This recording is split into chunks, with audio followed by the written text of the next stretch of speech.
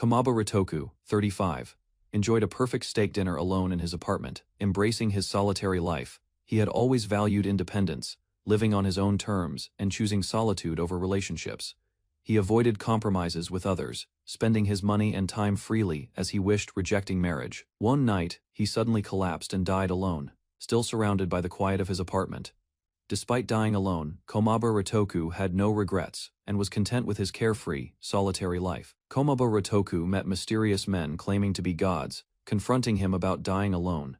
The god Hitorigami favored Ritoku's love of solitude and offered to reincarnate him into another world.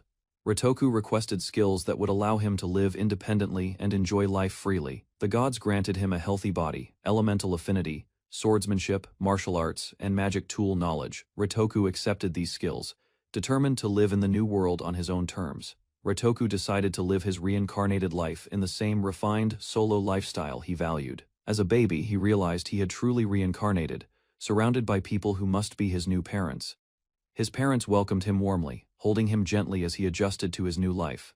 Though he was physically a baby, Ritoku retained his 35-year-old consciousness and perspective. His parents misunderstood, thinking he was happy, while Ritoku silently resolved to pursue independence in this new world.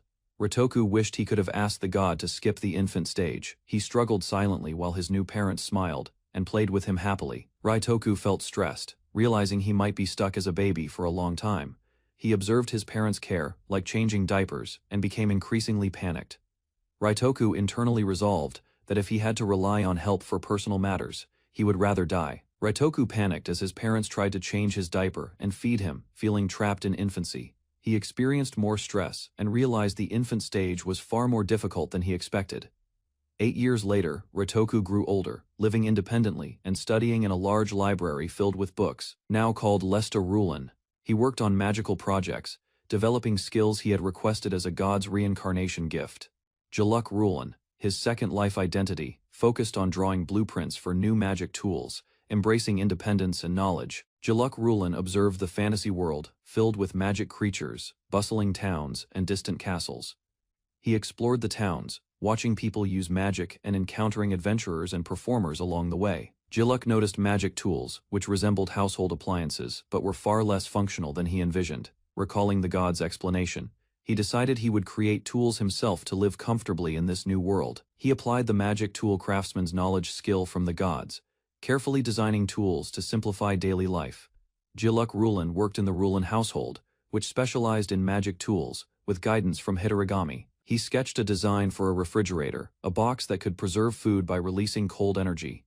He analyzed how food spoiled in summer, and understood drying and curing were the common preservation methods. Remembering his love for eating, Jaluk prioritized creating tools that improved daily life and food storage. Using a magic circuit, he calculated the cold energy distribution, showing Mira Rulen and his parents the tool's potential. Mira and Lesta Rulen reacted in surprise as Jaluk explained his new tool design. Jaluk considered increasing the efficiency of the magic circuit to preserve ingredients by freezing. He examined using 2 magic stones in series, but realized he needed to review depletion and circuit mechanics first. Lesta praised Jaluk, calling him a genius for his careful planning and technical understanding. Mira Rulen and Lesta were amazed, impressed by Jaluk's innovative approach to improving magic tool performance. Visitors admired Jaluk Rulen's invention, praising his intelligence and predicting commercial success. At just 8 years old, Jaluk carefully planned improvements to the magic circuit to preserve ingredients efficiently. He analyzed potential enhancements, reviewing magic stones, circuit connections, and energy efficiency to optimize performance. Lesta Rulen and Mira praised Jaluk's brilliance, calling him a genius and expressing amazement at his innovation. Jaluk reflected on his lifelong engagement in inventing, focusing on acquiring skills and optimizing designs for future projects. Jaluk focused on his studies and magic tool development, maintaining his refined solo lifestyle. Alto and Ilya Rulen invited him to play, eager to spend time with their older brother. Jaluk tried to resist, explaining that he needed to continue his work on magic tools.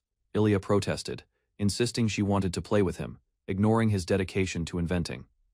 Alto and Ilya complained about Jaluk always avoiding playtime, highlighting his habitual focus on training and study. Jaluk was interrupted by his siblings, who eagerly invited him to play. Despite his focus on magic tool development, Ilya and Alto expressed excitement, insisting Jaluk join their game and suggesting hide and seek. Jaluk reluctantly agreed, feeling it was his duty as the eldest son to care for them. Playing with them reminded Jaluk of his past life, where he often couldn't pursue his own interests freely. He tried to guide the play carefully while managing his workshop, longing to become a fully fledged magic tool craftsman. Jaluk Rulin prepared for a sparring match at the Imperial Academy, holding his weapon with focus. His opponent charged at him, and the match began with rapid, precise movements. Jaluk dodged and countered, demonstrating impressive agility and reflexes that surprised his opponent. The opponent struggled to react, unable to match Jaluk's speed and tactical skill. Jaluk used his elemental magic to control the battlefield, overwhelming his opponent while maintaining careful control. Students were shocked by Jaluk's ability to use all elements, observing his mastery in amazement. At the dining table, Jaluk declared he had no plans for marriage, preferring independence. His parents and siblings reacted in surprise, misunderstanding his intentions, while he clarified he wasn't romantically interested. Jaluk reflected that his disinterest in marriage persisted from his previous life. He valued solitude, asking for personal space, relying on inner support rather than others for his focus and heart. Ritoku reflected on his previous life, valuing freedom and being untied to anyone as his reason for living. He maintained his independent ways in the new life, refusing to change even after reincarnation. His parents expressed concern that avoiding marriage could affect their fiefdom's inheritance. Jaluk calmly explained the fiefdom must pass to the eldest son, so his choice didn't disrupt tradition. His family accepted his perspective, acknowledging that such a personal phase of independence was natural and understandable. Jaluk's family remarked that with time he might fall in love and find a fiancée. At 28, Jaluk Rulin had not married, living alone in the imperial capital. He prepared food in his kitchen, enjoying the solitude and self-sufficiency he valued. Jaluk had fulfilled his dream of obtaining a magic tool craftsman's license and operating his own workshop. He carefully adjusted his tools, continuing to refine his inventions while maintaining his independent lifestyle. Jaluk examined the refrigerator he recreated, noting it was larger than in his past life and took up more space. Over the years, he developed many inventions, including a hairdryer, fan, and magic burner, which profited the Rulin family greatly. He toasted bread, using his creations to make daily life more convenient. Jaluk prepared a hot sandwich, satisfied with the results of his magic tool development. He considered selling a hot sandwich maker as the next magic tool innovation, continuing his inventive pursuits. Jaluk shielded his eyes from the sunlight as he stepped outside, taking in the open air. He felt completely free, enjoying the independence and the life he had built for himself. His family and household gathered around, a mixture of affection and concern regarding succession and responsibilities. Despite their push for marriage, Jaluk reflected on his long-awaited freedom from societal restraints. Walking through the busy city streets, he maintained composure, balancing family, society, and his independent ambitions. Komaba Ritoku, a 35-year-old bachelor, enjoyed a refined solo lifestyle. Preferring freedom, he avoided compromises, spending money and time as he wished. After dying alone, gods reincarnated him into another world. He requested skills to maintain solitude and received knowledge in magic, combat, and craftsmanship. Reborn as a baby in the Rulin family, he quickly mastered magic tools. Even at 8, he innovated a refrigerator, impressing everyone. As an adult, Jaluk Rulin lived alone, making inventions for convenience. He thrived independently, enjoying freedom, invention, and a fulfilled solo life untouched by marriage or obligations. Jaluk Rulin lifted a piece of grilled meat, savoring its aroma before taking a bite. He enjoyed eating alone, appreciating the simple pleasure of food without distractions. Later he walked through the lively marketplace filled with stalls and townspeople. Vendors called out their fresh fish and marbled meats, tempting him to explore. Remembering his past life, Jaluk embraced his solo lifestyle while purchasing ingredients for himself. After dying alone, Jaluk was invited by a god to a new world. He was reincarnated as the eldest son of the Rulin household, skilled magic tool craftsman. As a child, he earned praise for inventions but avoided pressures of marriage and succession. 28 years later, he walked through the streets of the imperial capital. Now an independent magic tool craftsman, Jaluk fully enjoyed his peaceful and self-directed life. Jaluk Rulin stepped outside, ready to start his day, carrying his work briefcase. He approached his workshop, a large building prepared for the day's tasks. Inside, he paused for a moment, surveying the workspace before beginning. His employees greeted him cheerfully as he prepared for the day's work. Jaluk calmly started his tasks, maintaining his focused, peaceful routine while overseeing operations. Jaluk Rulin's employee encouraged him to smile more while preparing for the day. Jaluk remained serious, focused on his work, ignoring suggestions about popularity. He calmly maintained his routine, uninterested in socializing or seeking attention. He checked on the processing of magic stones, overseeing their careful handling. Jaluk supervised the cutting and evening of irregular stones, ensuring they were usable for crafting. Jaluk Rulin examined raw materials, preparing to assign tasks for the day. Rouge, a female employee, arrived and organized requests for new magic tool production. She handled deliveries and sales, ensuring products reached their customers efficiently. The team discussed the workload, noting the challenges of having limited staff. Jaluk continued supervising the workshop with only 2 employees, maintaining focus on production and quality. Jaluk Rulin reviewed the workshop's delivery and staffing needs, remaining focused on efficiency. Rouge suggested increasing staff, but Jaluk declined, stating he only created magic tools for convenience. His employees expressed concern about workload, but Jaluk remained calm and rational. They worried it might affect personal lives, noting limited social opportunities in the workplace. Jaluk observed quietly, aware that his unsociable focused approach left little room for romance or extra interactions. Jaluk Rulin listened to his employees, requesting more staff, remaining calm and rational. He explained that a workplace is no place to expect encounters or romance. Rouge suggested marriage has joys, but Jaluk reminded everyone to focus on work first. Rouge described spending time with loved ones and raising children as fulfilling.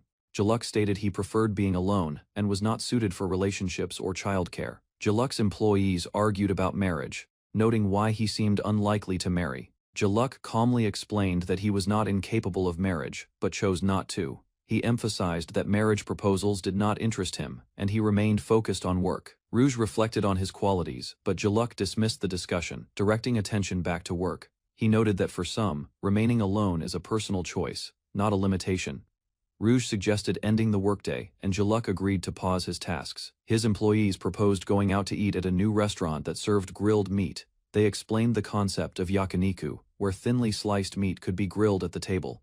Rouge and the team discussed the popular BBQ restaurant, confirming it was always crowded. Jaluk considered eating grilled meat, but realized Rouge had other responsibilities and would pass on joining. Rouge explained she could not join Jaluk for dinner because she needed to care for the children. Jaluk concluded that going out with only 2 people was pointless and agreed to leave work.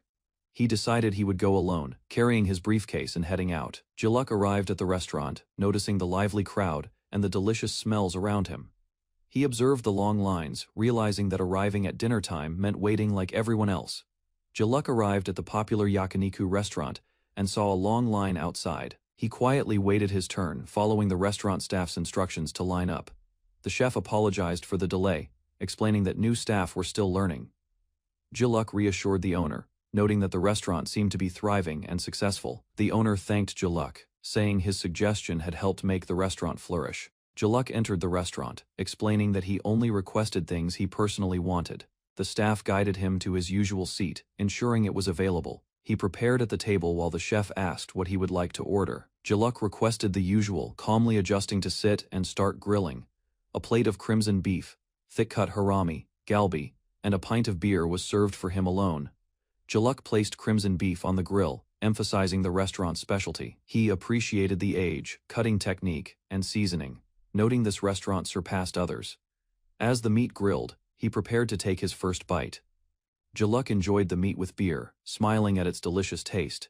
He reflected that the sense of fulfillment he felt could not have happened with others present. Rouge and Tristan debated which meat to eat, while Jaluk remained calm and observant. Tristan accidentally burned the offal, and Jaluk noted it was not his fault. Jaluk reflected that coming alone allowed him to fully savor the taste. He observed the lively restaurant scene while enjoying his meal peacefully. The staff and other diners were impressed by his focus, following his lead for orders. The chef recognized Jaluk as a longtime regular and benefactor of the restaurant. The restaurant had been struggling, nearly closing until recent improvements. In the imperial capital, competition was fierce, and new stores opened constantly, overwhelming old businesses. The restaurant's finances had been in the red, making survival difficult. One day Jaluk returned, greeted warmly, and continued his patronage that supported the business's revival. Jaluk Rulin noticed the restaurant had fewer customers recently and asked the owner about it. The owner explained the old restaurant struggled to keep up with cuisine diversification. Jaluk considered using the available meat to attract customers with a new approach. He noticed a display with a suggested meat dish illustration and had an idea. Jaluk proposed cutting the meat thin and letting customers grill it themselves. Surprising the owner, Jaluk proposed a new dining style called yakiniku, where customers grilled their own meat. The chef was skeptical, as he had never made customers cook for themselves. Jaluk noted that the restaurant would have likely failed otherwise, so he decided to try this method. He placed thinly sliced meat on the grill to test the concept. The result delighted customers, who enjoyed grilling multiple cuts themselves while experiencing excitement and variety. Customers praised the yakiniku style and lemon salt seasoning, enjoying grilling for themselves. The restaurant owner was astonished by the long lines and booming business. Consecutive days with winding lines and profitability helped the restaurant recover from being in the red. The owner credited Jaluk for the turnaround and growing customer excitement. Despite the success, Jaluk remained alone, reflecting that BBQ was more fun individually for him. Jaluk sat alone while the restaurant staff observed him, noting that people enjoy things differently. The owner explained that Jaluk preferred eating alone and asked the staff not to interfere. Jaluk quietly considered his meal and decided that next he should focus on finding rice to complement it. Jaluk Rulan spent a quiet holiday alone in his noble residence, enjoying peaceful solitude. He pondered new ideas, reviewing his notes and adjusting his glasses while sitting at his desk. Deciding to leave the house, Jaluk looked over the city, planning to explore beyond his familiar surroundings. He arrived at the Adventurers Guild, observing people organizing quests and preparing for monster hunting. Jaluk chose tasks carefully, focusing on collecting herbs and subjugating minor monsters peacefully. Jaluk stood at the Adventurers Guild counter, waiting his turn to select a task. The guild receptionist recognized him and greeted him warmly, ready to assist with his request. He requested a herb collecting quest, handing over the paper with instructions for the task. The receptionist suggested forming a party to gain more experience and money, observing his B rank status. Jaluk politely declined, explaining that forming a team would put him at a disadvantage. Jaluk remembered his teenage days on three-person quests, often struggling to keep up with his companions. During battles, monsters attacked him directly, showing his vulnerability when paired in a team. His teammates struggled to protect him, revealing that he was less effective in cooperative fights. Back at the guild, Jaluk reaffirmed his decision to work solo, refusing to form a party. The receptionist understood his choice, realizing that Jaluk preferred efficiency and independence over high-rank achievements. Jaluk entered the forest, searching for karuku grass and button mushrooms for his herb-collecting quest. He carefully picked the finest mushrooms, examining each one with satisfaction and excitement. Jaluk stored the herbs quickly in his magic bag, an artifact that expanded his carrying capacity. He reviewed other artifacts, noting their powerful effects beyond normal magic tools, like teleportation and invisibility. He understood that many adventurers pursued artifacts for wealth, while he focused on practical use for his tasks. Jaluk placed herbs carefully into his magic bag, still marveling at its mysterious abilities. He became excited, thinking about romance, though it was unrelated to his current quest. Jaluk reflected on artifacts, appreciating their advanced technology and convenience beyond normal magical tools. While collecting mushrooms, a wild boar appeared, threatening his carefully gathered harvest. He readied his weapon, confident he could handle the danger. Despite not having exercised recently, the wild boar charged at Jaluk, its movements fast and aggressive through the grass. Jaluk dodged skillfully, positioning himself to counter the boar's attacks with his sword. The boar's tusks became stuck, and Jaluk calmly noted the advantage he had gained. He stood over the creature, deciding not to harm it unnecessarily while keeping control. After securing valuable materials from the black boar, Jaluk planned to move to a new location for more herbs. Jaluk walked through the forest, noticing movement among the trees and approaching quietly. He admired the flying creatures above the water, appreciating the serene beauty of the landscape. Finding a quiet spot, Jaluk prepared to enjoy the peaceful view alone, away from distractions. He noticed another guest already resting nearby, slightly interrupting his solitude. Jaluk reminded himself that the area wasn't private, accepting that others might appear unexpectedly.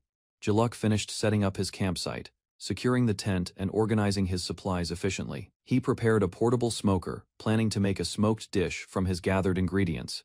Jaluk carefully arranged the food on plates, slicing and preparing everything for smoking. He lit the smoker, adding wood chips and activating it to begin the cooking process. As smoke filled the air, Jaluk settled in, observing the scenery while waiting for the flavor to develop. Jaluk opened the smoker and revealed the smoked dish, admiring the delicious aroma.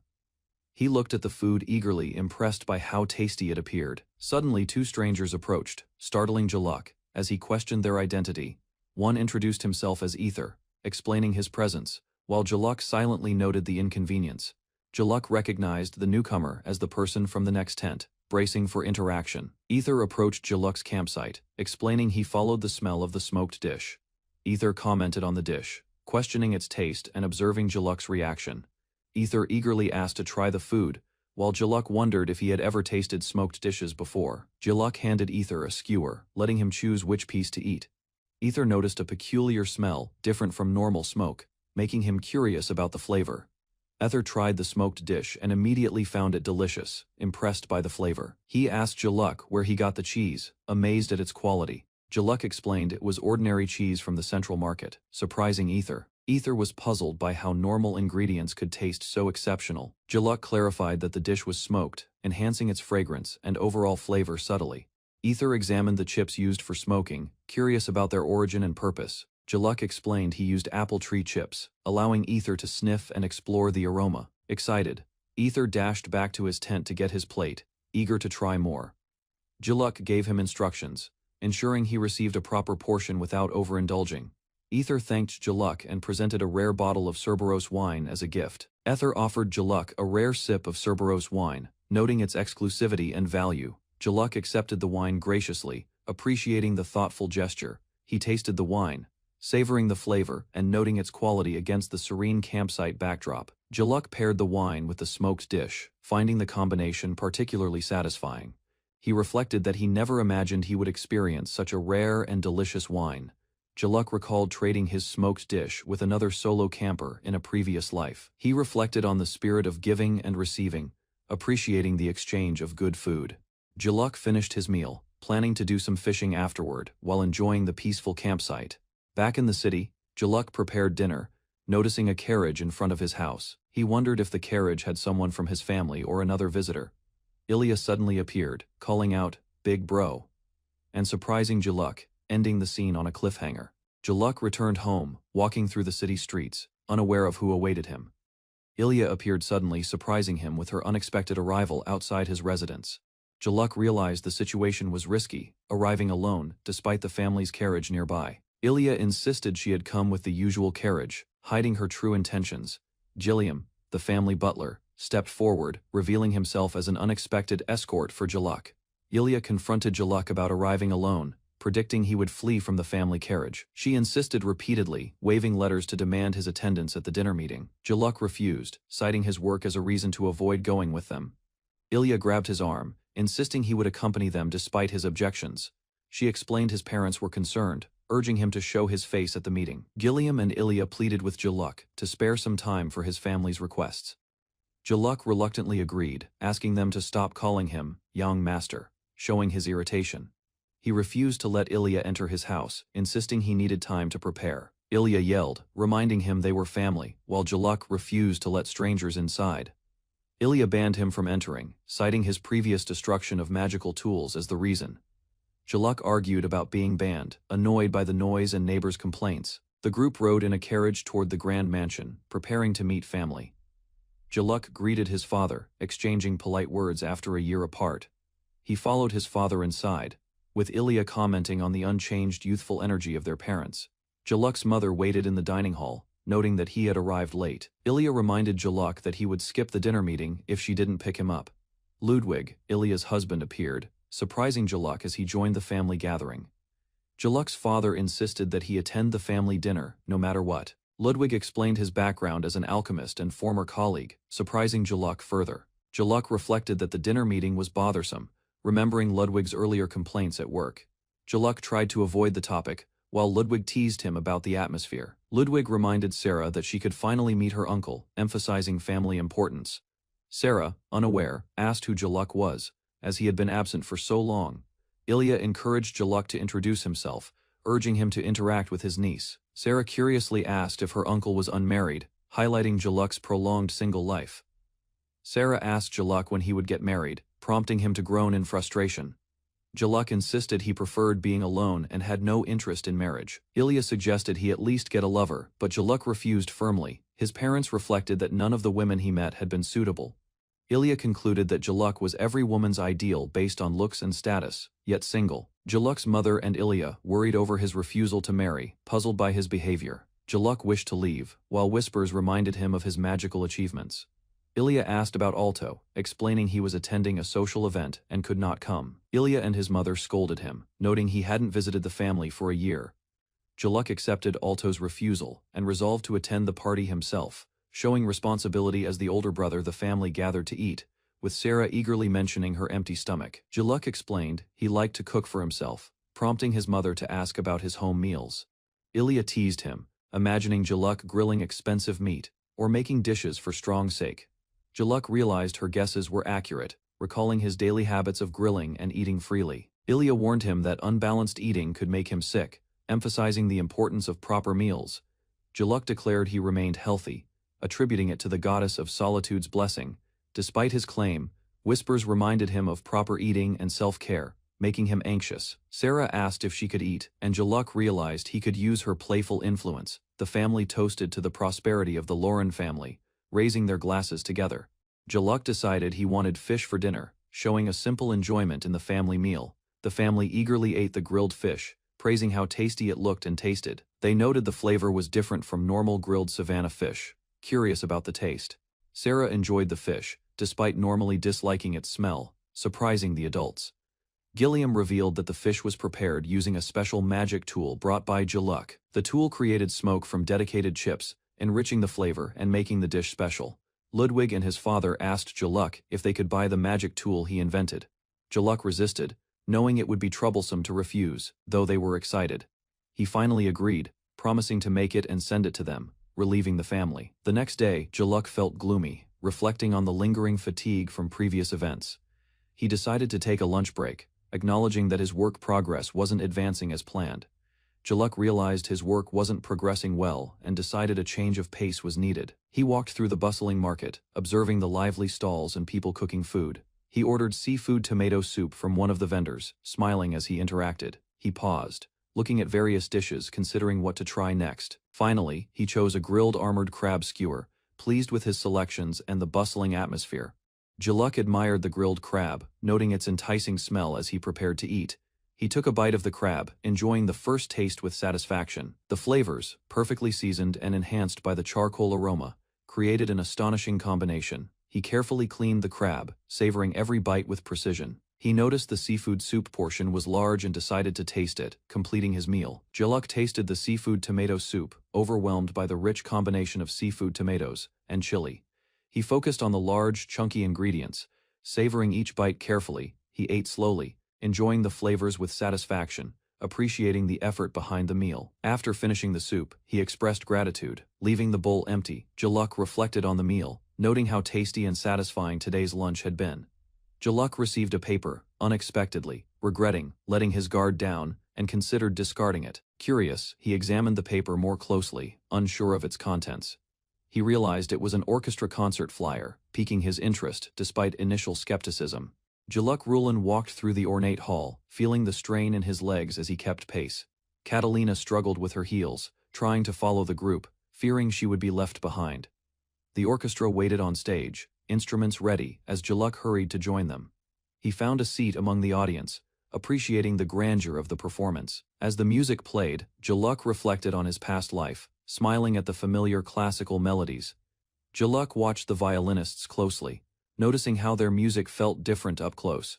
He observed the brass players, fascinated by how their instruments seemed fused together. Jaluk studied the complex tubing of the horn, comparing it to a magic circuit. He realized that overlapping and curving magical circuits could replicate the instrument's intricate design. Excited by the idea, Jaluk resolved to experiment immediately before the moment passed. Jaluk Rulin reviewed his progress carefully, satisfied with the cooler's magical circuit layout. A companion cheerfully announced leaving first, while Jaluk acknowledged the work had gone well.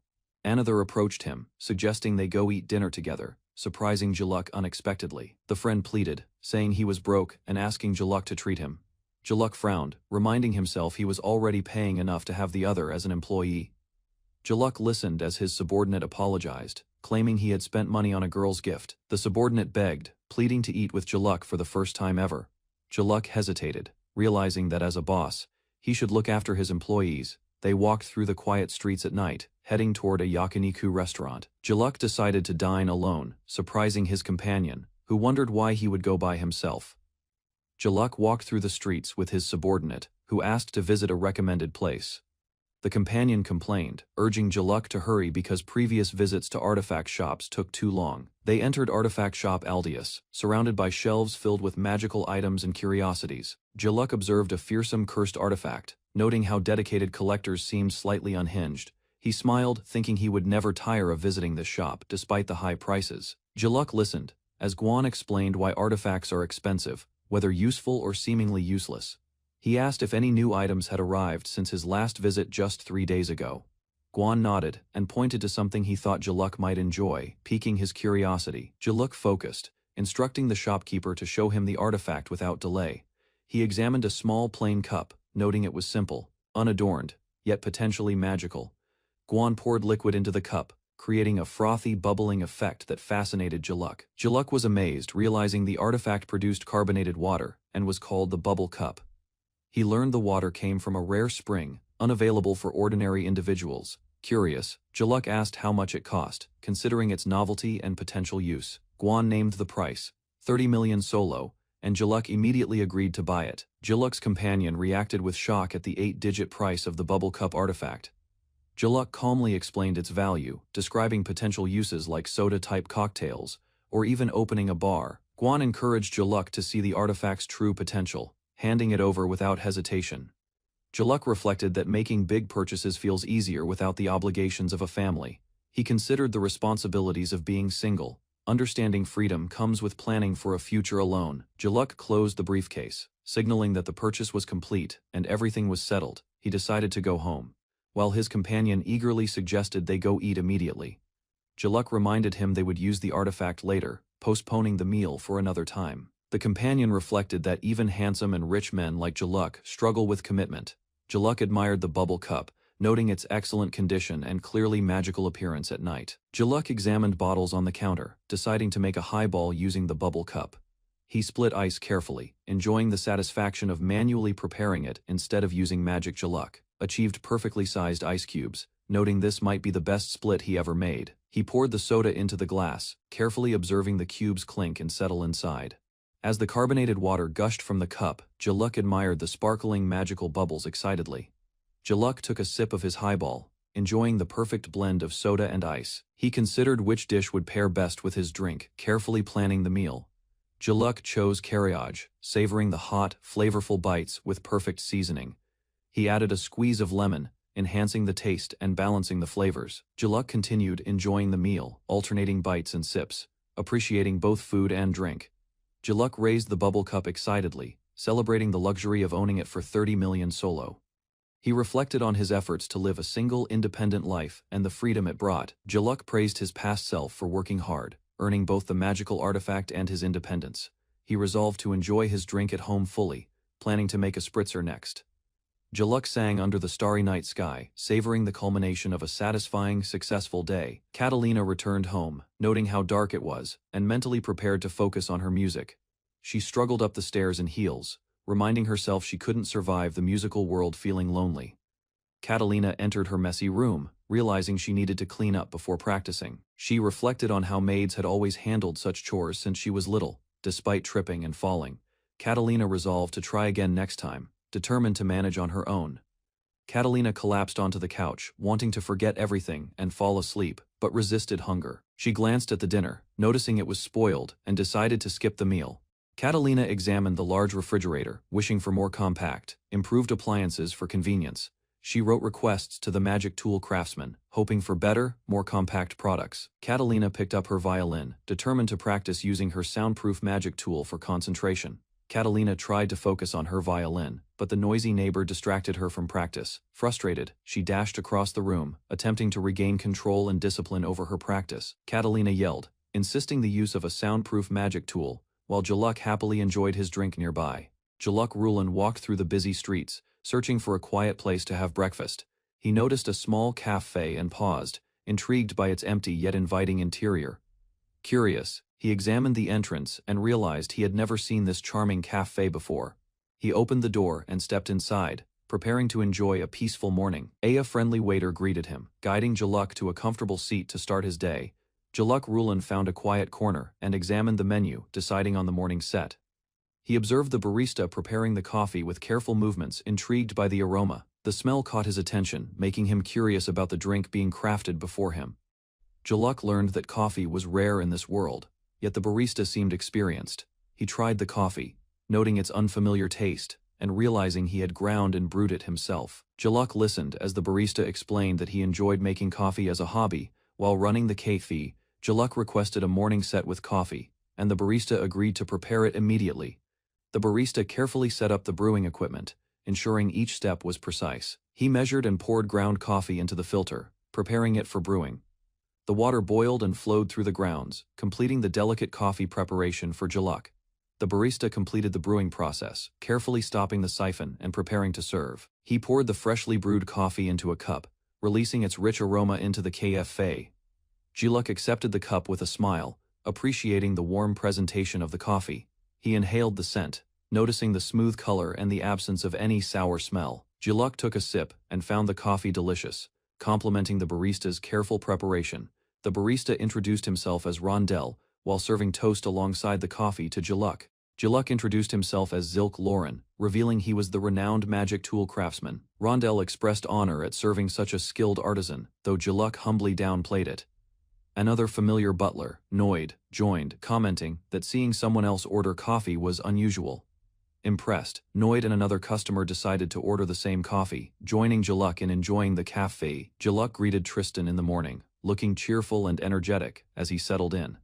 Tristan noticed Jaluk's good mood, but Jaluk declined to explain the reason immediately. Jaluk shared that he had tried a new drink with the artifact, along with fried chicken, and enjoyed it. Maid handed Jaluk a request letter, explaining it was not unusual for him to act this way. Jaluk examined the letter carefully, learning that Catalina-san was the sender, preparing him for a new task. Catalina arrived, and Jaluk internally groaned at her constant complaints about various matters. Tristan and the maid noted that Catalina had purchased nearly all of Jaluk's products. Jaluk reflected that complaints were just complaints, and he didn't mind how much she bought. He read her written requests, noting they highlighted practical improvements from a woman's perspective. The maid commented that most of Catalina's notes were selfish, yet Jaluk acknowledged their unexpected usefulness. Tristan explained that Catalina's complaints helped make magic tools more compact. Though it was difficult work, Jaluk remained indifferent, claiming he had nothing to do with the complaints, despite the maid's encouragement. He reflected that the true purpose of magic tools was to make his own life easier. Later, musicians completed their practice, and the instructor dismissed them, thanking everyone for their effort. Some members complained about the rehearsal, while others decided to leave early and have dinner together. Eldova approached Catalina after rehearsal, asking if she had a moment to discuss music. Catalina flustered, worried he noticed her mistakes during the practice session. Eldova reminded her that the next concert required an original piece from orchestra members, not just him. He explained that anyone whose music was accepted would perform it at the concert. Catalina eagerly volunteered, promising to complete her composition by the one-week deadline given by Eldova. Eldova noticed Catalina's nervousness and encouraged her to practice daily for the upcoming concert. Catalina determined that she needed to seize this opportunity and not let it go to waste. She resolved to step up and compose a piece that would impress the orchestra. Frustration set in as she struggled to think of any suitable musical composition ideas. Catalina calmed herself, deciding to stay up late and skip dinner to catch up on practice. Catalina focused on playing her violin, trying to create a melody from any notes she could produce. She successfully arranged a piece, but worried it was plagiarized since she copied her neighbor's melody. Reflecting on her music experiences, she realized her neighbor's performances had always been unfamiliar to her ears. Unsure, she decided to create another composition to ensure it was entirely her own work. The next morning, Catalina hurried to the orchestra rehearsal, apologizing for being late, but ready to perform. Eldova reminded Catalina that the composition deadline was today, prompting her to hand in her work immediately. Catalina accidentally dropped some sheets while presenting her music, causing Eldova to notice. Eldova discovered another sheet and questioned its origin, making Catalina nervous. Catalina realized she had mistakenly included the melody she copied from her neighbor. Eldova reviewed both pieces, praising the second composition as elegant, innovative, and marvelous, leaving Catalina relieved. Catalina nervously thanked Eldova while hoping her copied music would not be chosen for performance. She feared her neighbor's melody might be selected despite her own work. Jaluk attended the concert again, appreciating the experience of hearing live music firsthand. Eldova introduced the next performance, announcing it as new music created by the orchestra members. Jaluk observed the audience and musicians, curious to hear the upcoming piece and its impact. Jaluk noticed the new composition reminded him of a song from his previous life, but realized it was different. Catalina's music was well received, impressing the audience and critics alike. Her peers praised her ability to practice and compose simultaneously, recognizing her dedication and skill. Eldova called Catalina over to acknowledge her accomplishment formally. Catalina introduced herself to Marco Montesino, the opera theater manager, marking her official recognition in the music world. Marco Montesino praised Catalina, noting that the theater's success was partly due to her talent. He asked her to compose the next piece of music, expressing confidence in her abilities. Catalina panicked, unsure how to create something surpassing her previous composition. She worried about making music more amazing than before, and felt immense pressure. Catalina resigned to copying and arranging her neighbor's melody again to meet the expectations. Catalina began a routine of listening at the neighbor's wall after practice sessions, hoping to hear music again. She grew frustrated when the singing was absent, finally giving up temporarily but determined to continue. Catalina resolved to take a risk and pursue her music despite the uncertainty. She approached the neighbor's door, trying to encourage them to sing, but something startled her. Catalina was shocked when the door opened unexpectedly, causing her to fall back in surprise. Jaluk appeared, equally startled, as both faced each other in sudden encounter. Jaluk stood at his mansion entrance, surprised by a sound behind the door. He checked the kitchen, but found he had run out of ginger for his cooking. Determined, Jaluk hurried toward the market, knowing it was still open for supplies.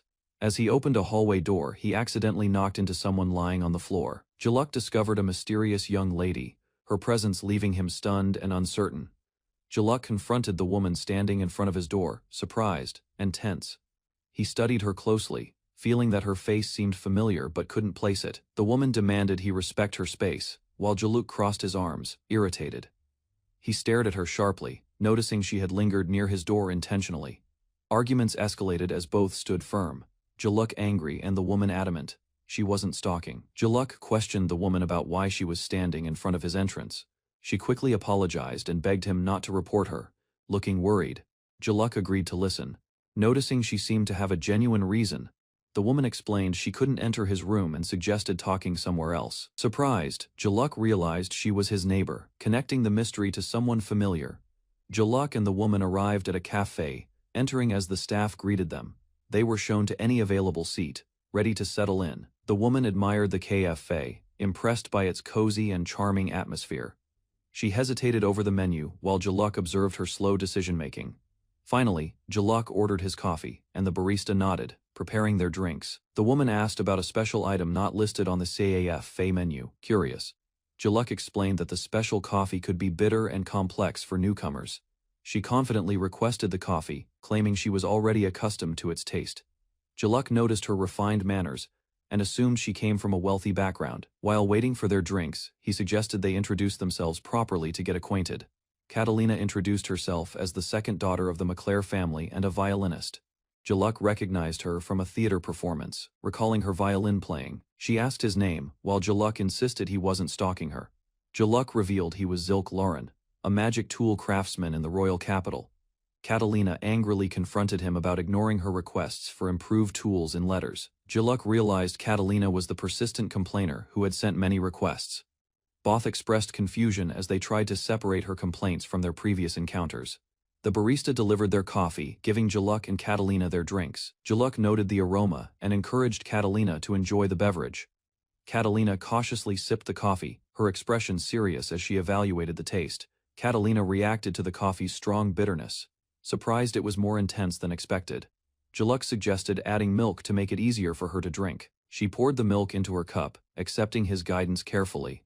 The coffee color changed as she tasted it again. Curious about the result, Catalina's expression brightened as she exclaimed that the drink finally tasted good and enjoyable. Catalina enjoyed the coffee, noting she could handle its taste if it remained this good. Jaluk asked about her reason for lingering at his entrance the previous day. Catalina admitted it had nothing to do with making a complaint at his home. Jaluk requested the full story, asking her to explain as concisely as possible.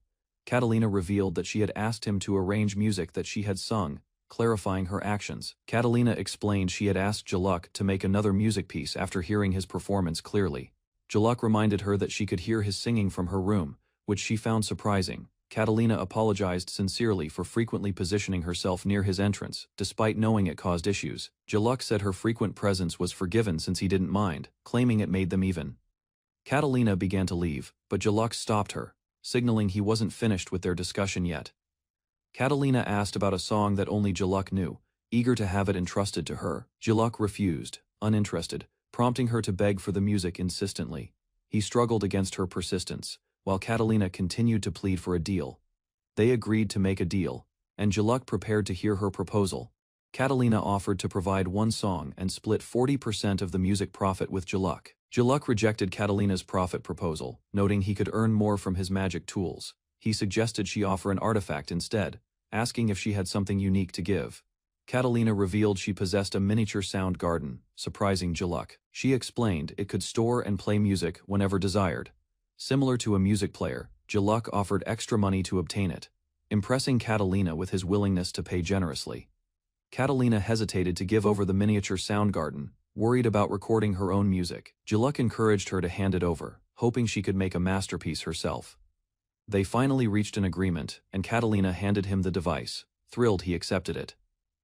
Jaluk admired the miniature sound garden, amazed at its functionality. Catalina asked about her previous request letters, but Jaluk admitted he hadn't read them, causing her frustration. Catalina scolded Jaluk to respond properly to customer requests and improve his magic tools. She gave him advice on sending reasonable requests and understanding magic tool mechanics before letters. Jaluk prepared to inspect the miniature sound garden artifact she had given him. He examined the device, noting its buttons resembled a music player from his previous life. Jaluk carefully wiped the artifact, thinking it had been poorly treated by its previous owner. Jaluk decided to test the miniature sound garden, recalling Catalina had taught him how to use it. He selected music by number, feeling nostalgic as the melody played. He increased the volume and discovered the violin music sounded fantastic. Enjoying it immensely, Jaluk planned to listen to all the pieces and later ask a musician to record favorite tracks. Catalina reminded him to use a soundproof magic tool as the music could leak out. Jaluk reflected on the soundproof magic tool, noting it was used for aristocrats' secrets or merchant business. He decided to search for the artifact's secret element, aiming to unlock hidden functions. Jaluk recalled past discoveries with artifacts and how they could have additional unexpected functions. He experimented with pressing multiple buttons, combinations, and double clicks to explore the artifact's features. The artifact announced itself as Selva McClare, unlocking the sixth storage and surprising Jaluk. Jaluk learned the artifact was originally given to Catalina by her grandfather as a birthday gift. He was instructed to keep the record a secret from Catalina and press stop or delete if needed. Jaluk reluctantly followed the instructions, refusing to involve himself further in Catalina's family matters or personal problems. Jaluk finishes a long meeting with a material supplier and notices the sky darkening. He walks with Tristan and Rouge, preparing to send Rouge home while Tristan seems a bit unreliable. Jaluk explains that self-defense artifacts can take the form of accessories, showing how practical they are. Rouge worries that wearing an artifact from another man could make her future husband jealous. Tristan agrees, noting that some of Jaluk's artifacts are extremely valuable, not trivial to use. Jaluk explains that he lends artifacts only for employee safety, while Tristan struggles to understand. Rouge finds Jaluk's protective side charming, while Tristan still cannot grasp his intentions. Jaluk insists Rouge go home safely, and Tristan prepares to return as well under the night sky.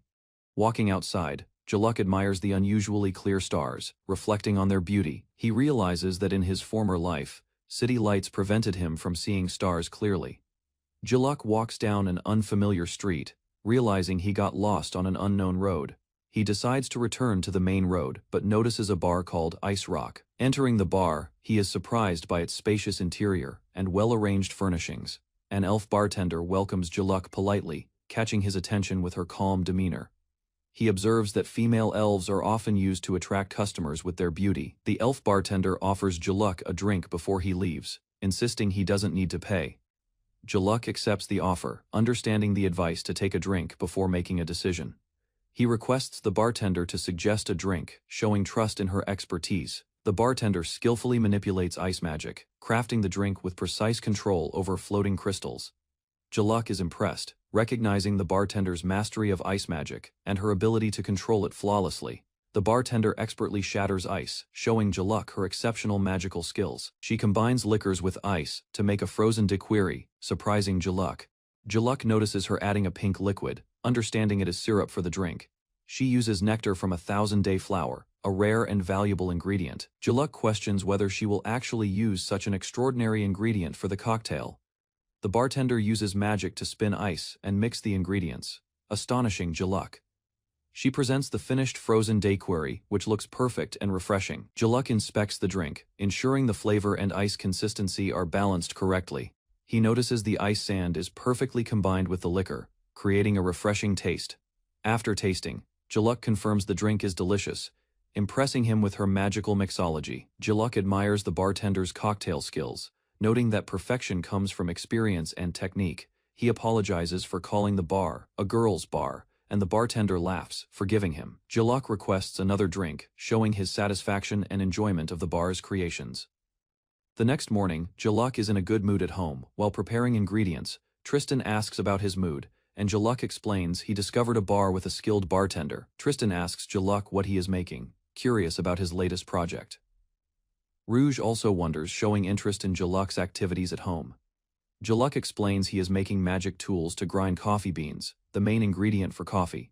He enjoys being able to drink coffee anywhere, so he decided to make his own coffee mill. Tristan and Rouge are surprised, having never heard about coffee beans before. Tristan reacts dramatically as Jaluk makes another magic tool for grinding coffee beans. Jaluk explains, creating different magic tools for fun occasionally will bring joy and profits. Rouge tries to calm Tristan, suggesting it's easier to let Jaluk make whatever he wants. Rouge reassures Tristan that she will distribute Jaluk's creations even if their demand is uncertain. Jaluk completes the coffee mill, offering both manual and automatic functions, impressing both Tristan and Rouge.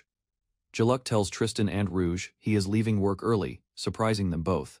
He explains he only wants to check that the coffee mills are functioning correctly. Jaluk prepares to make coffee immediately, setting up his equipment in a quiet outdoor spot. A familiar face suddenly appears, greeting Jaluk unexpectedly.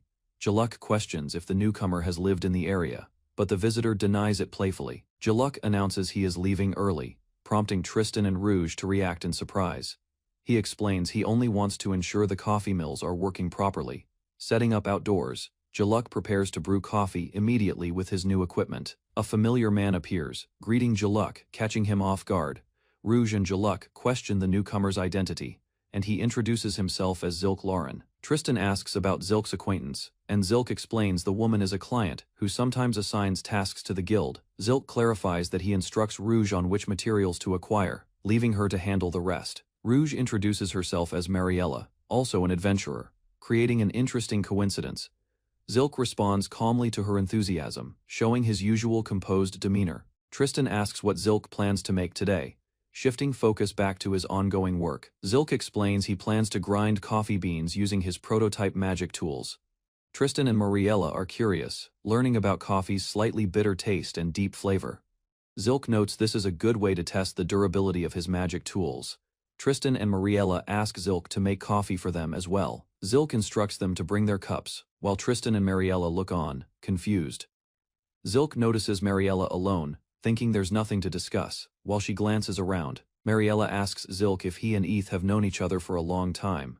Zilk explains he doesn't know Eth well, this is only their second meeting. Mariella observes Eth's cheerful behavior, contrasting with his usual distant personality. Tristan and Mariella discuss Eth's distant nature, and how Zilk sometimes had to adjust to it. Tristan notices Zilk's open-hearted side, commenting on how he interacts with others. Mariella demands to know the secret to getting closer to Eth, surprising Zilk.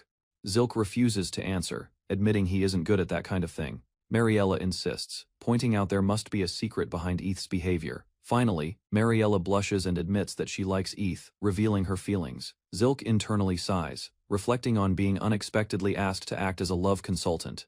Eth confessed her feelings to Jaluk, surprising him during their peaceful afternoon.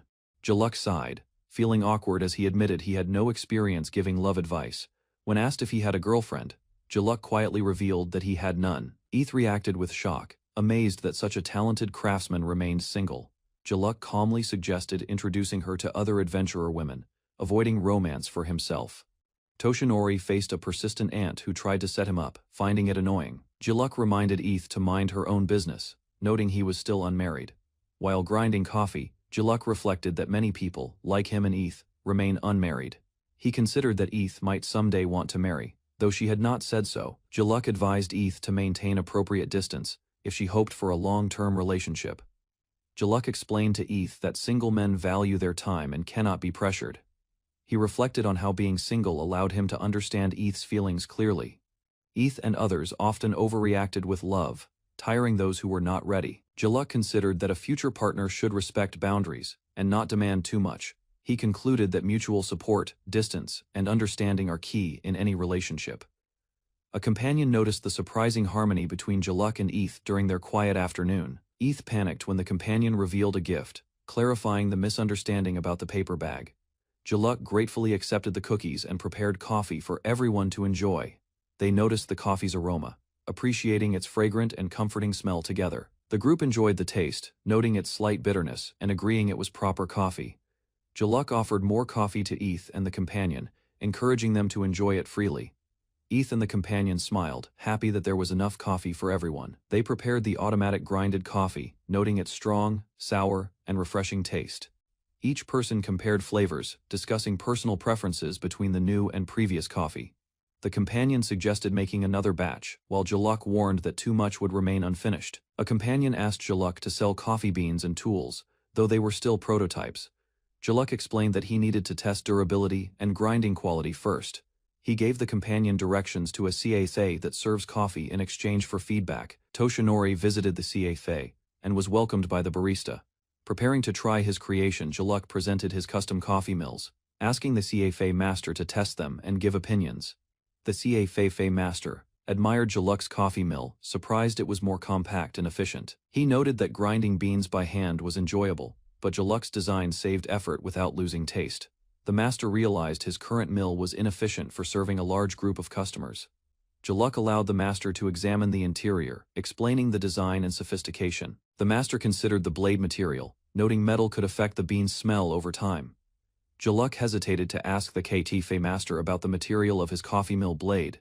The master revealed that his mill blade was crafted from silver wolf claws. Juluk worried about using it, unsure if it was acceptable or too delicate.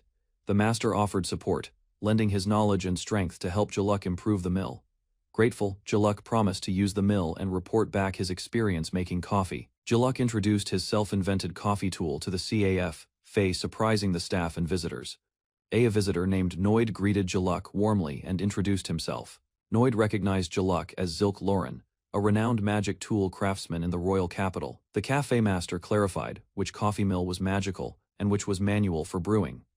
The visitor requested coffee ground by Zilk's mill, and Juluk agreed without hesitation.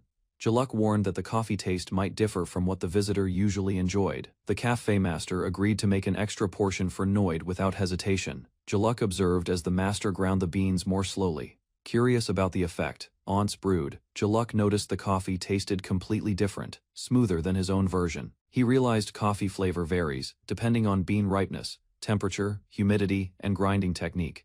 The cafe master proudly stated he wouldn't lose to a beginner, despite being self-taught. Juluk observed that even with increasing coffee popularity, the cafe's customer base would likely remain stable. He asked to try grinding with the new mill, following instructions to keep the button pressed for rotation. The master carefully demonstrated the process, showing how to grind the beans properly. Unexpectedly, the mill vibrated, surprising the master and everyone watching. Juluk explained that the new automatic grinder was harder to adjust than manual grinding. The cafe master apologized for grinding the beans too finely, noting unexpected outcomes can happen. They tasted the coffee and found it slightly weaker in aroma and richness, but still delicious. Juluk and the visitors discussed how their experience with hand-ground coffee made them sensitive to flavor. Curious, Juluk asked the master for his opinion on using the automatic coffee mill. The cafe master explained that high-speed grinding can generate heat, affecting coffee taste and aroma. He suggested interchangeable blades to accommodate different preferences for grinding levels. Juluk thanked the master for his opinion, noting the helpful insights for improving the mills. The visitors praised Zilk's coffee mills, highlighting the automatic speed grinder's ease and excitement. The manual mill's lightweight allowed precise adjustments, giving full control over coffee flavor. A visitor requested to buy Jaluk's coffee tools, noting that his lord loved coffee. Jaluk agreed to sell the finished products and asked for the lord's name. The visitor explained the lord was Count Albert Blend, a powerful noble in the kingdom. Jaluk approved the order and asked for the order form to be sent to his workshop later. Jaluk Rulin quietly observed Tristan working at the workshop, his expression calm as always. Suddenly, a messenger arrived, bursting in with an urgent announcement about a large magic tools order. Jaluk and Tristan leaned forward, astonished, trying to grasp who the order was from. The messenger revealed it was from Count Albert Blend, shocking Jaluk with the prestige of the client. Tristan and the team discussed the honor, realizing the order came from a rising aristocrat of great influence. Jaluk Rulin and his team realized that fulfilling Count Blend's order could sustain their workshop for a year. They celebrated their success, happy to have completed the task despite the unusual client. Tristan explained that he had anticipated Count Blend's order because he observed the Count's interest in a coffee mill. The messenger stressed the importance of understanding the noble's request, emphasizing it was a significant opportunity. The team admired Jaluk and Tristan's insight, impressed by their ability to seize such an unexpected chance. Tristan clarified that he didn't pursue business, but simply responded to the other party's initiative. Jaluk and the team discussed the order's specifics, realizing its importance was the connection with a great nobleman. Excited by the opportunity, Jaluk and the team prepared to craft the coffee mills immediately. Tristan reminded them of the importance of profit-focused magic tools, keeping everyone grounded. Jaluk insisted on giving full effort, determined to use every skill to satisfy the Count's order. 2 weeks later, Jaluk and Tristan completed the coffee mill, exhausted but satisfied. They explained how they tested endurance, customized the burrs, and received final approval for quality. Their companion praised them for finishing the product, highlighting their teamwork and dedication. Tristan delegated the delivery, trusting Jaluk and the team to handle it responsibly. Tristan reiterated that the business originated from the client's initiative, surprising everyone with the unexpected responsibility. The team argued about who should deliver the coffee mills to Count Blend, debating responsibility. Tristan finally agreed to accompany Jaluk, ensuring proper representation for the workshop. They arrived at the grand mansion, marveling at the architecture and scale of the property. The group noted the mansion's elegance, impressed by the prestige of the Blend family. They realized the Count's main villa must be even larger, reinforcing the importance of their visit. Rouge introduced herself to Jaluk as the sales manager from their workshop. Noid, the Blend family's butler, greeted them and offered guidance, bowing politely. He led Jaluk and Rouge into the mansion, showing them to the guest room. Noid explained that Count Albert wished to meet Jaluk to discuss the ordered mills. Rouge attempted to call the Count directly, but Jaluk stopped her, maintaining proper etiquette. Jaluk joked about wanting to greet Count Albert, surprising Rouge with his casual comment. Noid acknowledged their request and asked them to wait briefly in the guest room. They sat quietly, observing the mansion's interior while waiting for the Count's appearance. Rouge scolded Jaluk for nearly rejecting the Count, insisting he take the meeting seriously. Jaluk admitted he had been joking, leaving Rouge surprised and slightly confused by his calm demeanor. Jaluk and Rouge were welcomed into the mansion, taking their seats in the guest room. Jaluk introduced himself and Rouge to Count Albert Blend, formally explaining their roles. The Count expressed admiration for the magic tools and apologized for taking their time. He requested a demonstration of how the coffee-making tools worked in practice. Rouge prepared the equipment while Jaluk assisted, ready to show the Count the workshop's creation. Count Albert asked about Rondel's cafe and shared his personal experiences with its coffee. He explained his expectations for the coffee mill Jaluk created, emphasizing quality and taste. The Count compared the manual and automatic mills, considering pros and cons for large-scale coffee brewing. He mentioned that even Noid couldn't match Rondel's coffee, showing his high standards. The Count joked about learning Rondel's techniques, noting it would take a lifetime to master them. Count Albert suggested sending Jaluk to Rondel's cafe to learn advanced coffee-making techniques. Jaluk explained the concept of a barista, someone specialized in brewing coffee expertly. The Count enthusiastically agreed, expressing his desire to train and hire baristas. Jaluk and the Count confirmed their agreement while Tristan reminded them to stay focused on the tools. Rouge presented the prepared coffee-making tools, emphasizing that their main concern was achieving proper taste. Rouge offered Count Albert the chance to grind the coffee beans himself, demonstrating the tools. The Count enthusiastically tried it, enjoying the experience of manually grinding the beans. He explained he had always wanted to try it since seeing Rondel grind coffee. He was amazed as the beans ground smoothly with the tool's help. The Count compared the prototype to the final version, impressed by the improvements made by Jaluk and Rouge. Rouge offered Count Albert both coffee samples, one from the manual mill, one from the automatic mill. The Count tasted both, appreciating the coffee and the effort of grinding beans himself. He compared the drinks, noticing subtle differences, and contemplating which he preferred. Jaluk and Rouge explained the purpose of the two mills and awaited the Count's feedback. Count Albert praised the work, expressing delight at enjoying quality coffee in his own home. Jaluk and Count Albert shook hands after the coffee demonstration, finalizing their agreement. The Count asked about the pricing of the coffee mills, confirming their accuracy. He noted that the prices were surprisingly low, cheaper than expected for a magic tool. Jaluk explained the pricing reflected his desire to promote coffee culture and reward hard work. The Count and his butler agreed, acknowledging the reasoning and leaving the matter settled. Jaluk announced he was going home early, surprising Rouge and the others. He explained that his recent busy schedule justified giving the team free time as well. Rouge happily thanked him, planning to have dinner with her family, while Tristan preferred more money over free time. Rouge asked Jaluk what he normally does when living alone.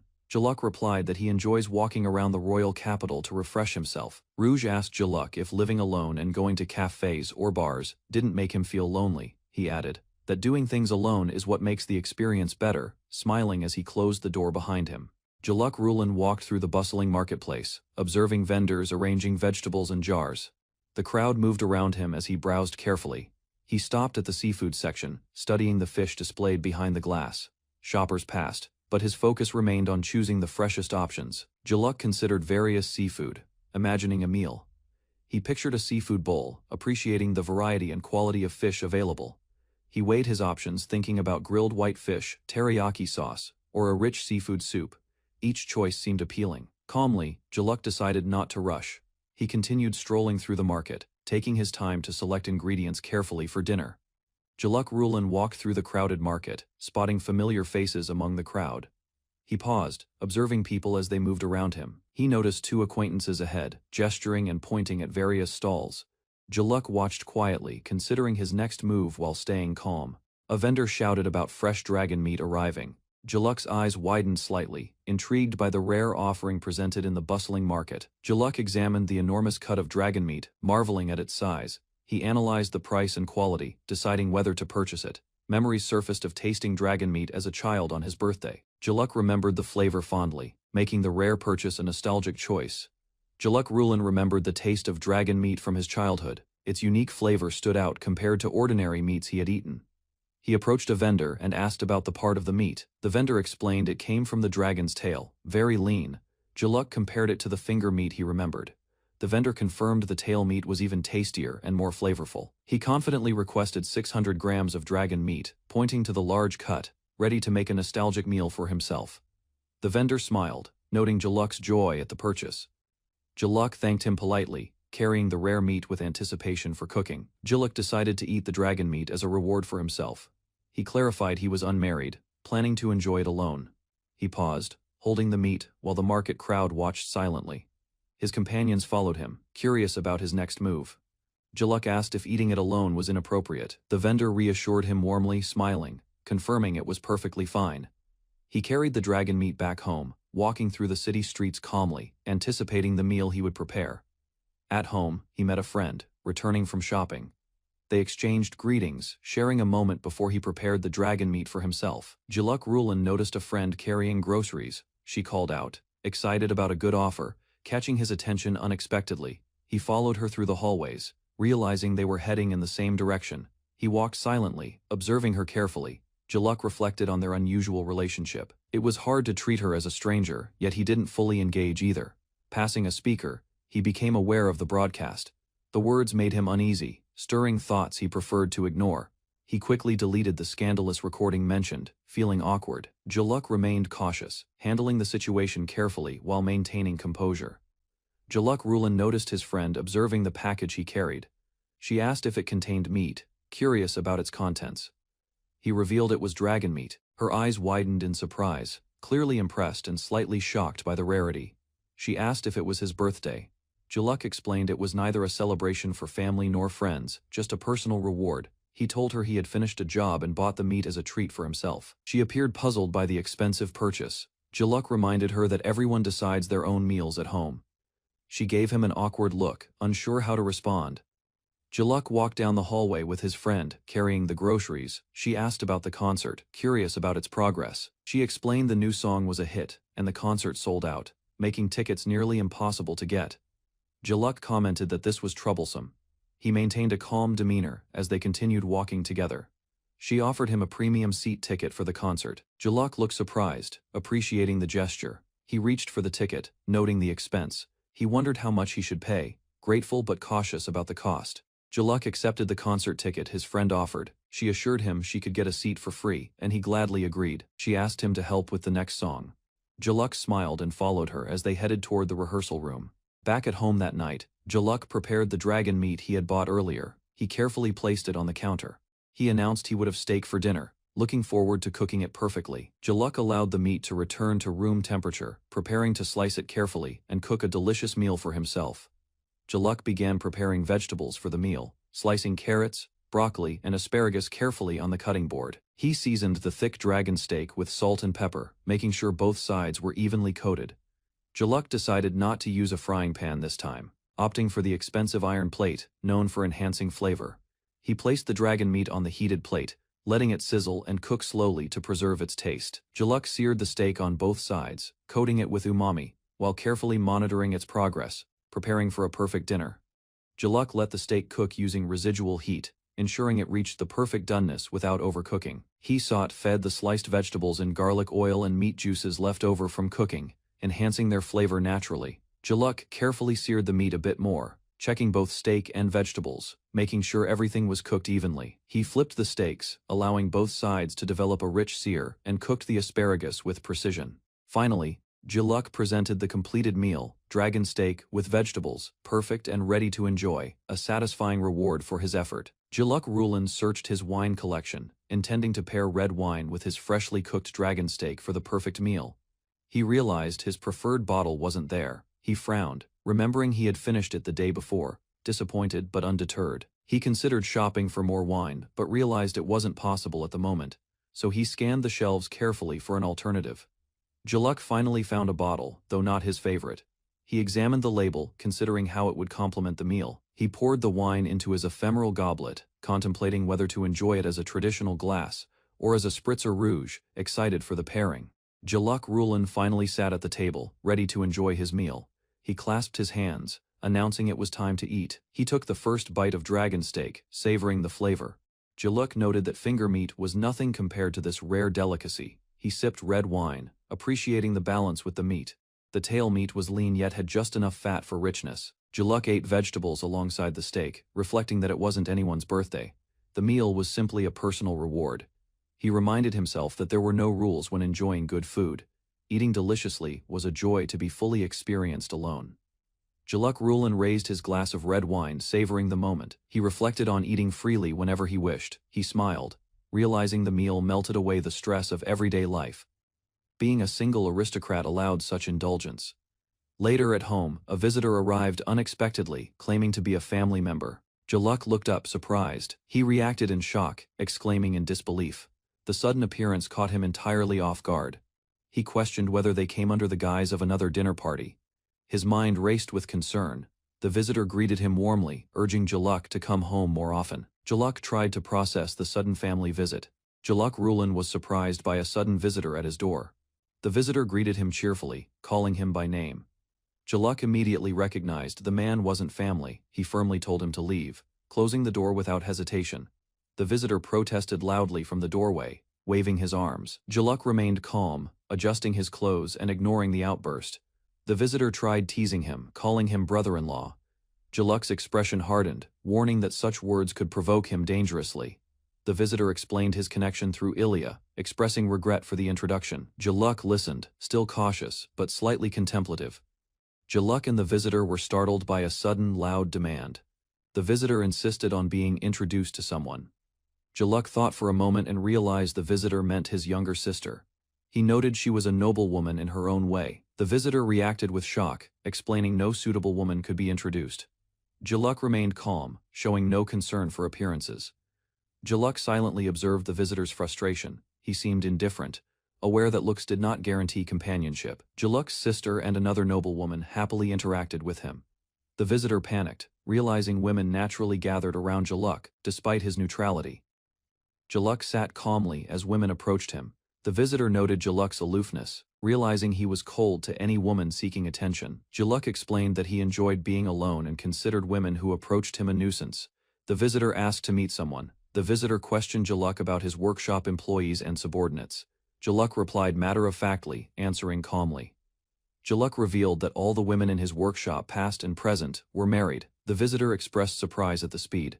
The visitor realized the women's alchemy skills made them highly sought after. Jaluk remained composed, while the visitor felt overwhelmed by the situation. Jaluk listened as Rouge explained that special skills and wealth made him appealing. The visitor was shocked by this revelation. The visitor asked if Jaluk would introduce him to someone else. Jaluk replied calmly that he enjoyed being alone. Jaluk's visitor asked about his workshop employees and subordinates. Jaluk responded that all women working there were married. The visitor realized the women's skills made them valuable and in high demand. Jaluk observed the visitor's frustration silently. Jaluk assured the visitor he would finish work quickly. The visitor, still flustered, waited while Jaluk prepared to introduce a suitable person. Jaluk and the visitor walked through the streets at night. The visitor remarked it had been a long time since experiencing such an evening. Jaluk explained that Ilya had told him to return immediately.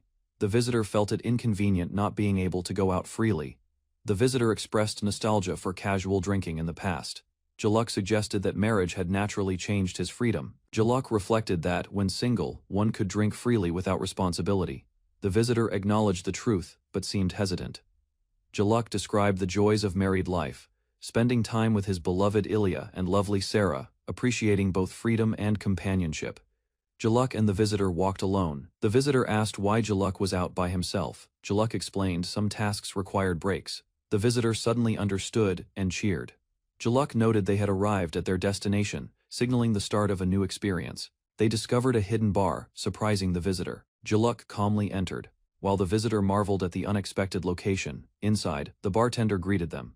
The visitor hesitated but followed Jaluk's lead, preparing for a relaxing drink. The bartender served drinks with ice. Jaluk accepted graciously, and the visitor thanked him, ready to enjoy the quiet evening together. Jaluk and the visitor sat at the bar. The visitor expressed excitement, wishing he had known about this place earlier. Jaluk offered a drink, suggesting the visitor stop staring and enjoy it. The visitor hesitated, then accepted. Both enjoyed the cocktails, surprised at their cool taste. Jaluk remarked on the novelty, while the visitor marveled at the flavor. The visitor praised the bartender's magic skills. Ludwig introduced himself and asked for the bartender's name. The bartender revealed her name as Elsie. Both Jaluk and Ludwig acknowledged the name, impressed by her skill and hospitality. Elsie asked for Jaluk's name. He introduced himself calmly as Zilk Lurin, catching her attention. Elsie recognized him as the magic toolmaker who invented the refrigerator. Zilk humbly downplayed his work, explaining it eased his own life. She studied Zilk and Ludwig closely, noting they didn't resemble each other much, despite sharing a surname. The observation surprised both men. Elsie commented on their appearance. Ludwig explained Zilk was his brother-in-law, and Zilk remained indifferent. Zilk reflected internally that, as the eldest son who never married, he had left responsibilities to his younger sibling. Ludwig observed Elsie quietly serving drinks. He was impressed by her calm and efficient handling of talkative customers. Zilk and Ludwig entered the bar. They were surprised when Elsie immediately recognized Zilk. 8, a familiar acquaintance, appeared and greeted Zilk warmly. Zilk was nonchalant, explaining 8 had recently started coming to the bar. Ludwig asked Zilk about the newcomer. Zilk remained composed, while Ludwig tried to understand the connection. 8 introduced himself as Zilk's friend. Zilk protested, explaining they had met many times, confirming a light-hearted friendship. 8 teased Zilk for acting cold while eating a drink. Zilk calmly defended himself, noting familiarity with others was rare. 8 looked at Zilk curiously, trying to understand his reserved nature. Zilk remained composed, observing quietly. 8 suddenly realized Zilk had good friends, expressing surprise and joy. Zilk listened silently, reflecting on the revelation. Elsie asked what drinks they wanted. Zilk and Ludwig responded quickly, 8 happily commenting on Zilk's friendly nature. Zilk inquired about Marietta at the market. 8 mentioned seeing him recently, confirming that Zilk's life intersected with familiar faces. At the bar, Zilk and his friends noticed a woman from their party. They observed her quietly, curious about her presence. 8 teased Zilk, noting how much time he had been spending with her lately. Zilk remained calm, sipping his drink. 8 remarked that Zilk seemed calmer than when they were at the lake. Zilk considered the comment thoughtfully. 8 asked if Zilk had said anything to Mariella. Zilk reflected on the recent events and her changed behavior. Zilk noted that unlike other women, he felt natural and relaxed around Mariella. 8 agreed, impressed by the difference in her demeanor. Zilk smiled quietly, accepting the situation with ease. He seemed at peace, sipping his drink calmly. 8 and Ludwig reacted with surprise, questioning whether Zilk had said something unnecessary to a girl again. Zilk explained he was simply advising on maintaining distance from a freedom-loving bachelor. 8 listened, startled but intrigued. Zilk continued, noting that the girl's ability to follow guidance came from her good character. 8 nodded thoughtfully. 8 jokingly asked if Zilk was thinking about getting married. Zilk remained calm, while 8 expressed gratitude, teasing lightly. 8 reflected on the idea of getting married, finding it surprisingly appealing. Zilk and Ludwig observed quietly, sipping their drinks. Zilk reacted in shock internally. He couldn't believe that 8, who had remained single for so long, would consider marriage. Zilk turned to Elsie, thinking 8 had lost his mind. He wondered if there was any reason behind this sudden change. The group fell silent. Zilk, 8, Ludwig, and Elsie all processed the unexpected conversation, each reacting differently to the awkward tension. Zilk Rulin was focused on preparing magical tools in his workshop when a knock on the door interrupted his work. He looked up surprised to see a familiar face approaching, and immediately recognized 8 entering the room. 8 introduced Mariella, explaining they had come to consult Zilk about a matter related to his workshop. Rouge's expression shifted to shock as she realized Zilk knew both 8 and Mariella from before. 8 and Mariella expressed surprise that Zilk had friends, while Rouge observed the situation with mild concern. Zilk Rulin refused to meet 8 and Mariella at first, asking his assistant to tell them he was not available. Despite his refusal, 8 and Mariella noticed that Zilk's eyes briefly met theirs, hinting at recognition and past familiarity. Rouge reminded Zilk to handle the situation carefully, as he already depended on 8 for certain matters in the workshop. Zilk agreed to guide them, asking for details about their visit while leading them to the reception room. 8 and Mariella revealed their decision to get married, presenting Zilk with the purpose of their consultation. Zilk responded calmly to 8 and Mariella's marriage announcement, noting it was something worth celebrating despite their expectation for a stronger reaction. He explained that he had anticipated this outcome after observing their interactions at the central market, leaving Mariella slightly embarrassed. 8 clarified that their decision was made quickly, but after being together as part of the same adventuring party, they understood each other well. Zilk pointed out that Mariella had struggled to close the distance with 8, making her flustered. 8 reassured Mariella that their shared adventures as a party allowed them to understand each other naturally, highlighting their strong bond. 8 requested Zilk attend their wedding, but Zilk immediately refused, questioning the reason behind the invitation. Mariella and 8 reacted in surprise, unsure why Zilk would decline such an important request. Zilk explained that his relationship with 8 and Mariella was limited, while they considered their bond meaningful despite limited encounters. 8 clarified that, despite appearances, his connection with Zilk was deep, reflecting their mutual understanding and shared experiences. He reminded Zilk that at their age, few remain single, emphasizing Zilk's value as a friend who shared similar views on life. 8 asked Zilk to celebrate their wedding, but Zilk paused, considering whether attending was truly necessary. Zilk reflected that the world valued marriage and family, seeing 8 and others as conventional. Despite his differing perspective, he realized that 8's closeness to him stemmed from shared sensibilities, highlighting the deep connections he maintained with few friends. Zilk considered the meaning of their bond, acknowledging that true friendship was rare and only with those he genuinely connected to. 8 asked why Zilk seemed upset, prompting Zilk to think quietly about the unusual nature of their shared understanding and friendship. Zilk explained that he chooses to live single and does not agree with the idea of marriage, refusing to attend the wedding. 8 and Mariella noticed Zilk's seriousness, realizing that his refusal came from deeply held personal beliefs rather than indifference. Mariella admitted that she normally does not think much about others' matters, surprised by Zilk's careful consideration of their request. She commented that Zilk's way of thinking is sincere, showing that his perspective is thoughtful and honest compared to others. 8 reassured Zilk that regardless of his thoughts, they wanted him to celebrate with them, and urged him to join the occasion. 8 encouraged Zilk to join the wedding celebration, asking him not to worry and to simply come along. Later, Zilk received an envelope, addressed by Rouge, which caught his attention and made him pause in thought. He examined the envelope carefully, pondering its contents and the decision he had yet to make. 8 and Mariella mentioned that Rouge would be attending, highlighting her involvement and their care for each other. Zilk admitted he was still deciding whether to attend, reflecting on the invitation and his personal principles. Zilk commented on the situation, noting Ate and Mariella's persistence, and teasing him for his hesitation, calling out his twisted nature. They emphasized that attending the wedding and offering congratulations was a small request for the happiness of the couple. Ate and Mariella reminded Zilk that the main purpose was to make Ate and Mariella happy, even if he felt conflicted. Zilk reflected that the couple's feelings should be prioritized since they were the stars of the wedding celebration. Yet he felt internally conflicted, as the thought of marriage gnawed at him, making the decision to attend emotionally complex. Zilk felt frustrated as he wanted to congratulate Ate and Mariella, but struggled with the feeling of not belonging at the wedding. While preparing his workshop, he remembered he had forgotten to inform Ate about the new grinder, momentarily shifting his focus. Later, Zilk left his home, heading out with briefcase in hand, encountering someone unexpectedly at the entrance. A young woman approached Zilk, asking for help recording a new song, reminding him of a prior promise. Zilk considered refusing due to his mood, but she cheerfully insisted, prompting him to gather his things and head to their usual café. Zilk arrived at the café and noticed the woman inside through the window, preparing to record her song. She added sugar to her coffee, causing a small mishap, which Zilk observed quietly from outside. Zilk reminded her that peeking at someone from a window was not good, noting he had only been in her line of sight.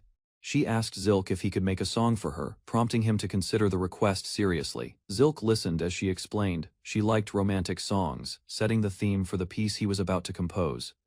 Zilk sat across from the woman at the cafe, finally agreeing to help her with the song composition. He listened carefully as she prepared, noticing subtle musical notations and rhythms in her practice. She stopped him, commenting that he was acting strangely today, prompting him to explain his distracted behavior. She noted that his singing was off rhythm and pitch, clearly affected by something on his mind.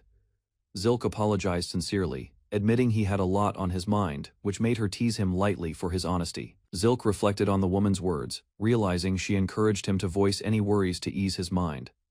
She explained that even if talking didn't solve his problems, expressing them could provide some relief, teasing him lightly for being creepy. Zilk agreed, taking her advice to heart, and reminded himself not to take things too seriously as she suggested. She admitted her frustration when friends get married, but clarified it was from a desire to celebrate their happiness. Despite disliking weddings, she emphasized that she wanted to participate in her friend's special day, revealing her conflicted but sincere nature. The woman observed Zilk, noting his inner conflict and suggesting that his hesitation reflected his true feelings about attending the wedding. Zilk recalled his previous life, where he had attended a friend's wedding only as a formality, lacking genuine engagement. He considered Ate's wedding, wanting to celebrate for his precious friend, yet struggling with how to express his emotions appropriately. The woman suggested that if he couldn't express feelings verbally, he could go all out with a meaningful gift for the couple. She reminded Zilk that, as a maker of magical tools, he could create something special to make both Ate and Mariella truly happy. Zilk considered what kind of gift he could give, dismissing the grinder as unsuitable for Mariella's wedding present.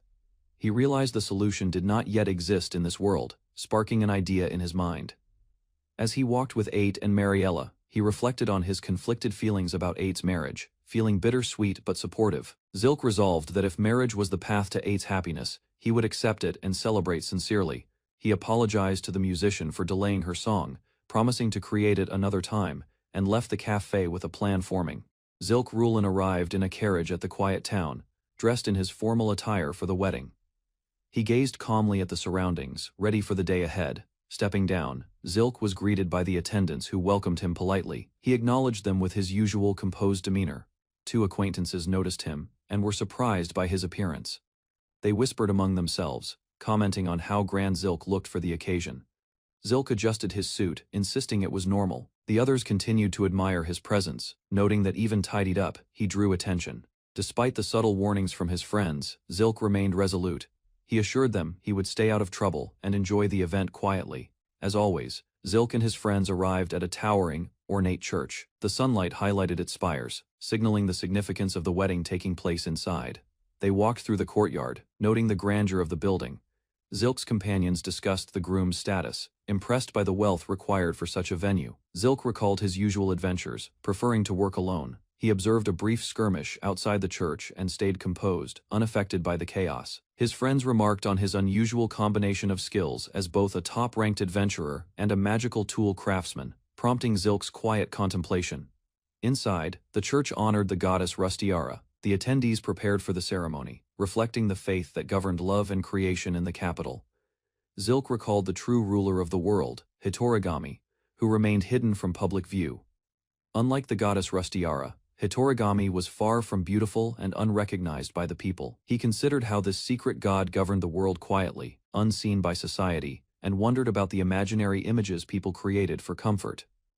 Zilk and his friends entered the grand church for the wedding. The cathedral, with its high arches and sunlight streaming in, contrasted sharply with the hidden ruler's obscurity. The groom appeared, opening the door.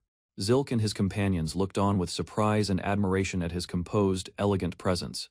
They noticed how perfectly the groom's attire suited him, ensuring he would not be overshadowed, even with Zilk nearby, making the moment dignified and harmonious. Zilk watched the groom and smiled quietly. The ceremony was about to begin, and the atmosphere was filled with anticipation. The bride appeared, radiant in her wedding dress.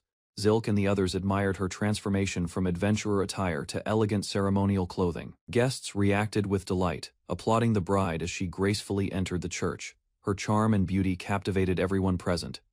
Zilk and his companions noticed how different she looked from her usual adventurer self. Appreciating the remarkable change, the couple proceeded to sign the marriage documents. The ceremony continued smoothly, symbolizing the beginning of a new chapter in their lives. The newlyweds exchanged a quiet glance, smiling at each other, as the ceremony concluded. Their joy was evident without words. They shared a kiss, sealing their vows in front of everyone. Petals floated gently through the cathedral, framing the moment. Zilk observed the couple walking down the aisle, arm in arm, radiating happiness. The ceremony had gone smoothly, and the bride and groom were content. Outside, guests celebrated and mingled, enjoying the sunny day at the grand cathedral. Laughter and cheer filled the courtyard. At the reception, the groom reflected on the day while seated with his friends. They discussed what might come next, quietly enjoying the afterglow of the wedding. At the reception, Zilk and his friends were instructed to wait until the bride and groom joined them. They could eat or mingle with other guests. In the meantime, Rouge decided to socialize with the adventurers, while Zilk and the others remained at their table, observing the room. The table discussed the presence of many high-ranking adventurers. Some guests were intimidated, sensing the skill and reputation surrounding the group. Despite the tension, his friends reminded each other to enjoy the celebration and not go overboard. Zilk opted to pass the time quietly eating and observing, reflecting on the ceremony and the lively atmosphere around the banquet hall. At the banquet, a massive grilled crab was served. Zilk and his friends were amazed by its size and presentation. Zilk explained that it was made from a rare rank monster ingredient, prized even in high-end restaurants. His friends were shocked and impressed. Zilk tasted the crab, savoring its rich flavor. The delicacy far surpassed anything he had eaten before, making the meal extraordinary. He recalled similar crabs from past adventures, but noted the unmatched quality and seasoning of this dish.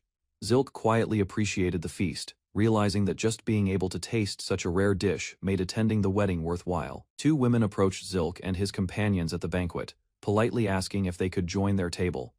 Zilk glanced at them with mild curiosity.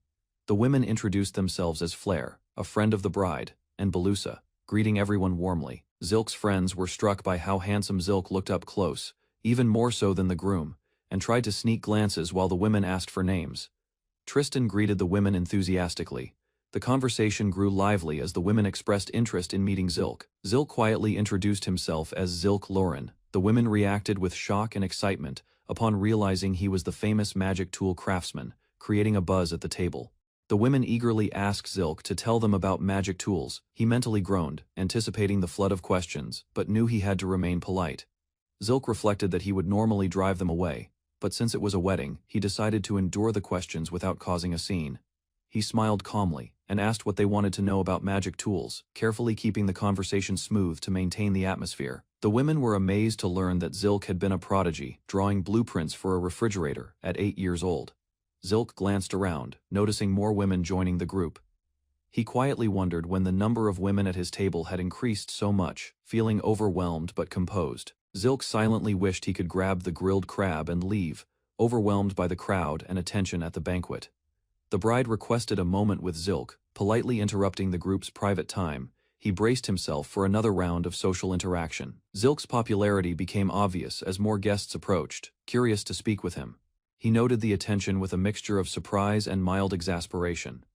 The bride and Tristan praised Zilk for handling the situation smoothly, acknowledging his composed demeanor despite the unexpected attention. Zilk's companions observed the scene, noting that his choice to intervene and cut the socializing short was the right move to maintain harmony at the table. Rouge arrived at the table earlier than expected.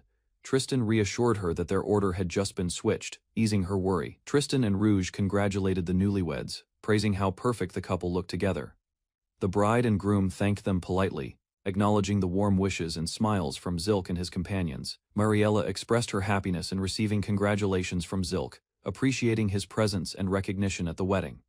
Zilk quietly returned the gratitude, showing proper respect and composure as the newlyweds and their friends shared the joyful moment. Zilk approached the newlyweds and told them he had something he wanted to give them. The couple looked at him curiously, intrigued by the gift. Tristan and Mariella expressed excitement and anticipation, wondering what Zilk, known for his skills and ingenuity, could possibly have prepared for them. Zilk opened a small box, revealing a set of rings. The couple's eyes widened in surprise and delight. Jaluk Rulin observed a set of rings presented before him. He examined them carefully, noting their significance to married couples. The rings were designed as endless circles, representing eternal love. Jaluk considered the thought and craftsmanship behind the symbolic design. His friends reacted with surprise, understanding the meaning of the rings. Jaluk quietly appreciated the way traditions conveyed emotions. Suddenly, the rings displayed magical properties. A protective barrier activated, demonstrating their unexpected functionality beyond symbolism. Jaluk realized that in this world, rings were uncommon gifts. He reflected on how meaningful a simple present could become. Jaluk Rulin and Eth hesitated, unsure if accepting the rings was appropriate. They observed the gift with careful attention. The presenter explained the tradition of wearing rings on the left-hand ring finger, believed to connect directly to the heart. Jaluk and his friends reacted with interest as they learned the practical and symbolic reasons behind the choice. Eth indicated which finger the ring should go on. Jaluk followed her guidance, preparing for the ceremonial exchange. The rings were placed carefully on each finger. Both Jaluk and Eth appreciated the moment quietly, treasuring the meaningful gesture. Jaluk and Eth held hands as the rings settled onto their fingers. Their friends watched with admiration. Both felt the rings fit perfectly, as if made for them, a symbol of shared life ahead. The crowd cheered, applauding the couple. Jaluk and Eth smiled at each other, sharing a quiet connection amidst the celebration. They proudly displayed the rings, appreciating their value as the best present they had received. A friend jokingly revealed a tracking spell on Eth's ring, and Jaluk reacted with surprise, though it added humor to the moment. Jaluk joked, causing Eth to glare at him suspiciously. Friends commented on his unusual humor with mild exasperation. Some attendees expressed disbelief at Jaluk's behavior, noting how he undermined his otherwise thoughtful actions. Despite the humor, Eth and the friends discussed the ring's potential popularity, sensing they would become a trend. Jaluk observed others admiring the rings, feeling the excitement and curiosity surrounding their elegant design. A friend reminded everyone to focus on the wedding, setting aside business matters. Jaluk and Eth agreed, enjoying the present moment. Jaluk reflected that even if the world changed or he were reborn, he would remain true to himself. He considered his beliefs and identity unchanged, anchored by his soul's constancy, despite new surroundings. Jaluk and Eth smiled warmly, holding hands and sharing a quiet happiness, with their friends watching supportively. Their rings shone on their fingers, a symbol of commitment and the enduring bond between them. The scene shifted to peace at home. Life continued calmly, with Jaluk and Eth enjoying ordinary moments together. Jaluk prepared the food dehydrator, checking the layers of fruit and vegetables carefully. He noted the timing was perfect. The dried fruits were crisp and flavorful. Jaluk admired his work, proud of the magical tool's efficiency. He cooked additional dishes on the stove, ensuring each plate was properly prepared. The kitchen was orderly and methodical. Fried eggs sizzled in the pan, filling the room with a comforting aroma. Jaluk worked with precision. He chopped fresh vegetables for a salad, completing the meal. Every step reflected care and attention to detail, showing his enjoyment of daily life. Jaluk prepared dried fruit yogurt, carefully arranging each piece in the bowl. The process was precise and satisfying. He finished the full breakfast, including eggs, toast, fruit, and coffee.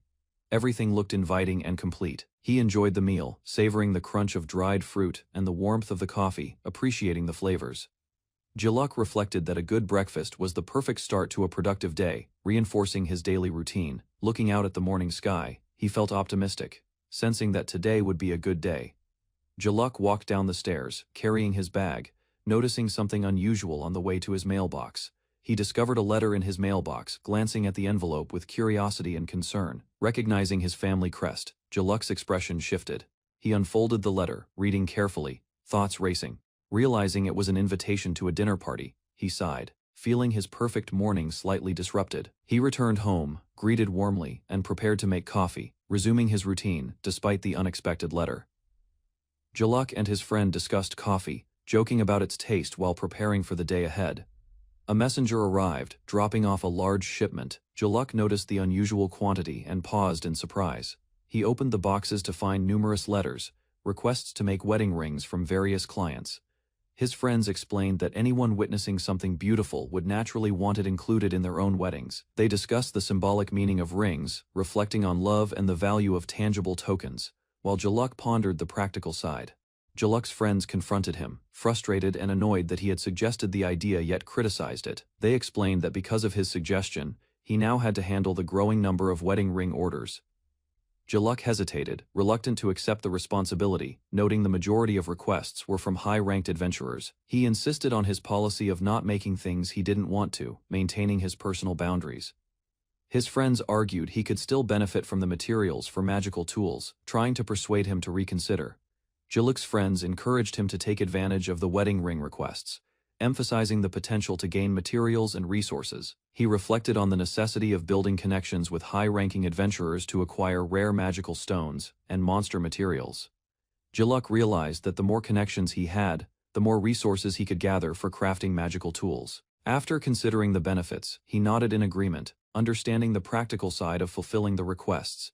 He decided to delegate the wedding ring production to his family, ensuring efficiency while maintaining focus on his own priorities. Jaluk arrived at a large family dining room, noticing the quiet and grandeur of the setting. His arrival surprised everyone, prompting exclamations and expressions of shock from family and servants alike. Eth explained that Jaluk had successfully traveled without incident, calming the group and sharing small victories.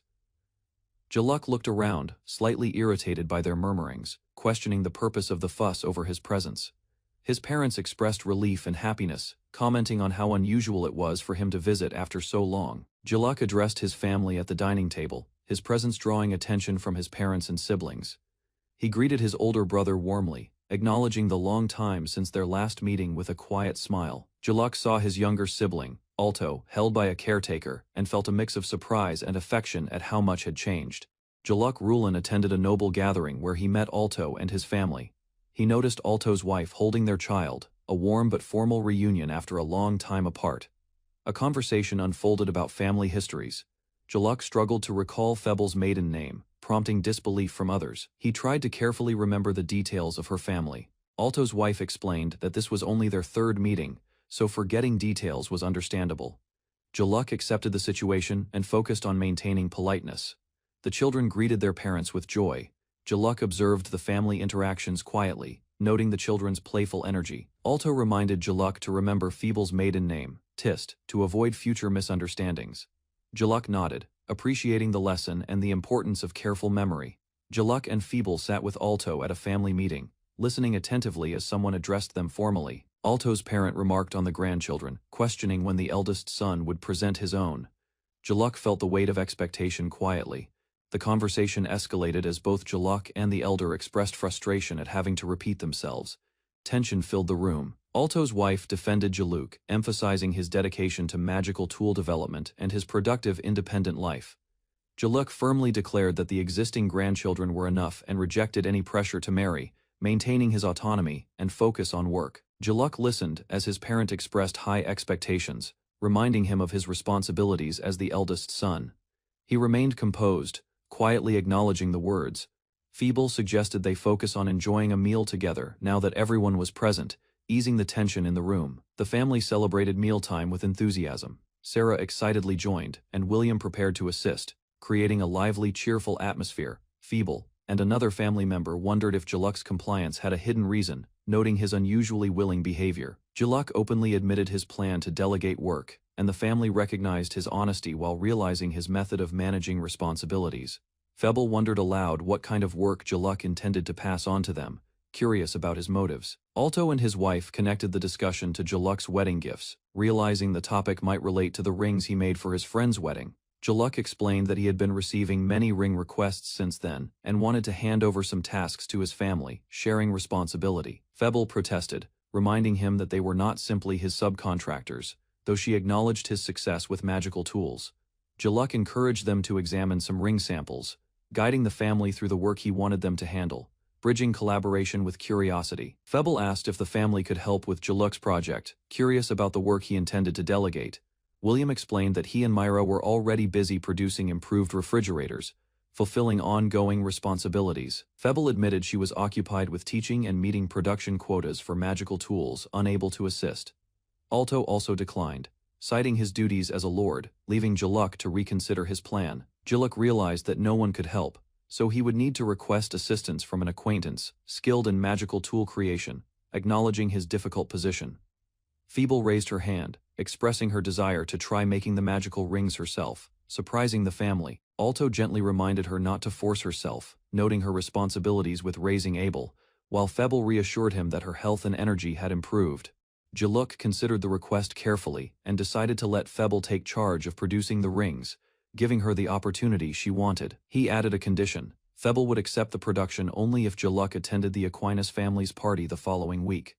Jaluk was startled by Leonard's insistence that he personally accompany Febble, leaving him surprised, but willing to comply to ensure the project moved forward. Jaluk grimaced at the thought of attending social events, internally frustrated that Leonard insisted he participate, despite knowing his dislike for gatherings.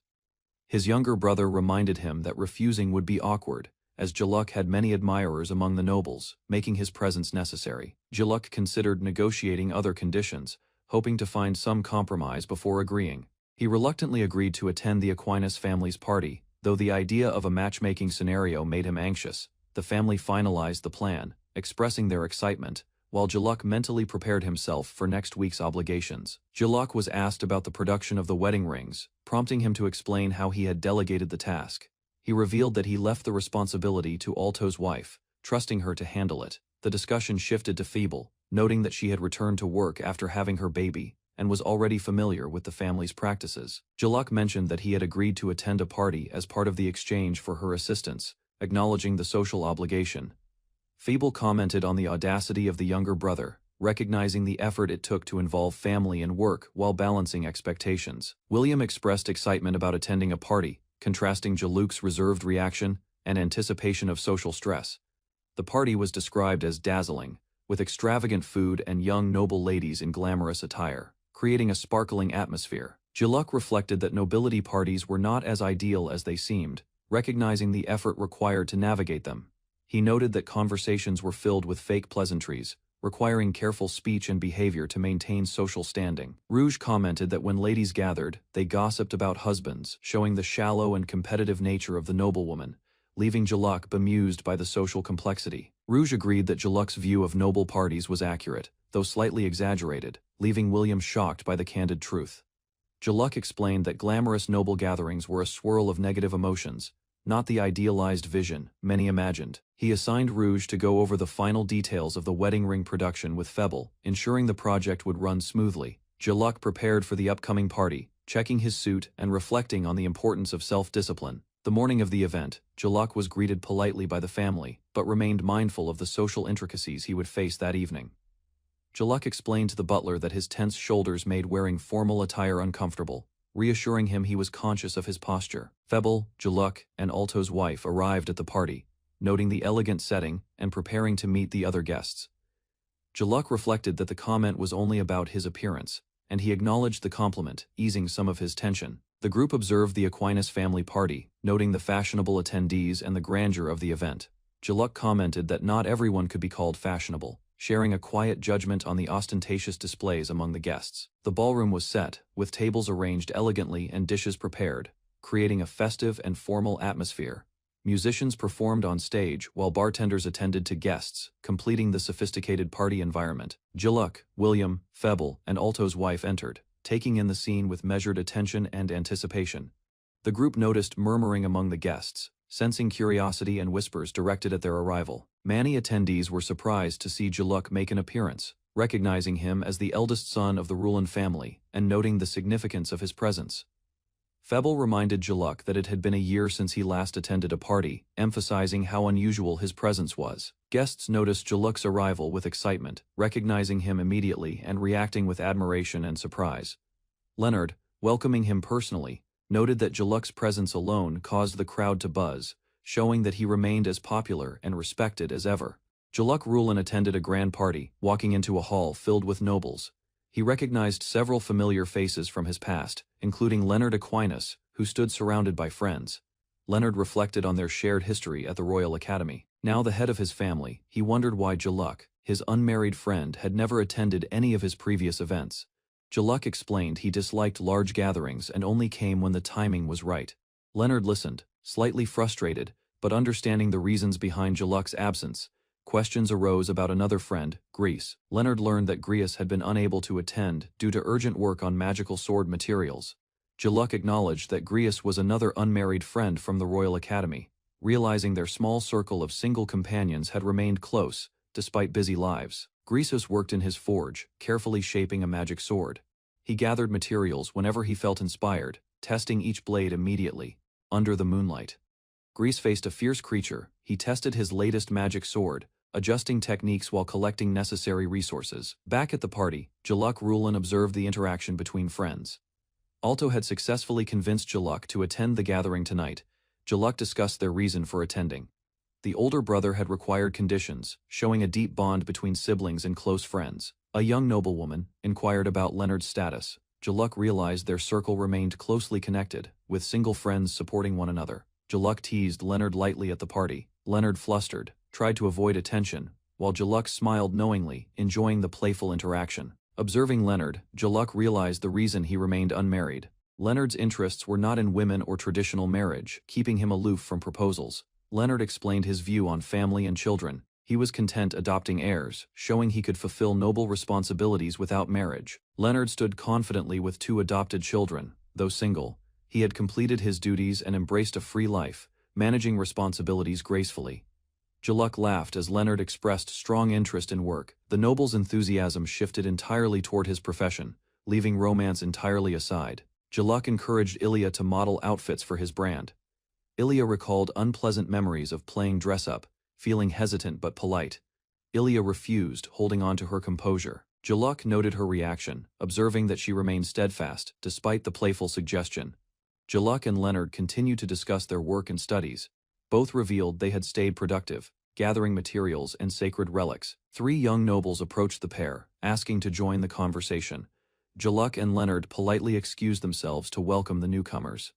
The group walked together, swaying slightly, as Jaluk asked for their names. Leonard watched quietly, appreciating the friendly casual gathering atmosphere. Leonard met 3 young nobles, Marie L., Sofran, and Alicia. Each introduced themselves politely, revealing their noble heritage and family ties. Leonard appreciated their respectful greetings. He acknowledged the formality, remaining composed and gracious while receiving their introductions. Ilya expressed admiration for Jaluk Rulin, revealing she was a fan of his products. Leonard observed quietly, noting the positive interaction. Jaluk considered following Leonard's example. He decided to remain composed and let Leonard take the lead in managing the conversation with the nobles. Leonard invited questions from the group. Jaluk politely apologized for his curiosity, signaling his interest while deferring to Leonard's authority in the discussion. Leonard noticed etiquette was being overlooked. He reminded the young nobles that casual manners were improper for their status. Observing their reactions carefully, the 3 young ladies froze, realizing their mistake.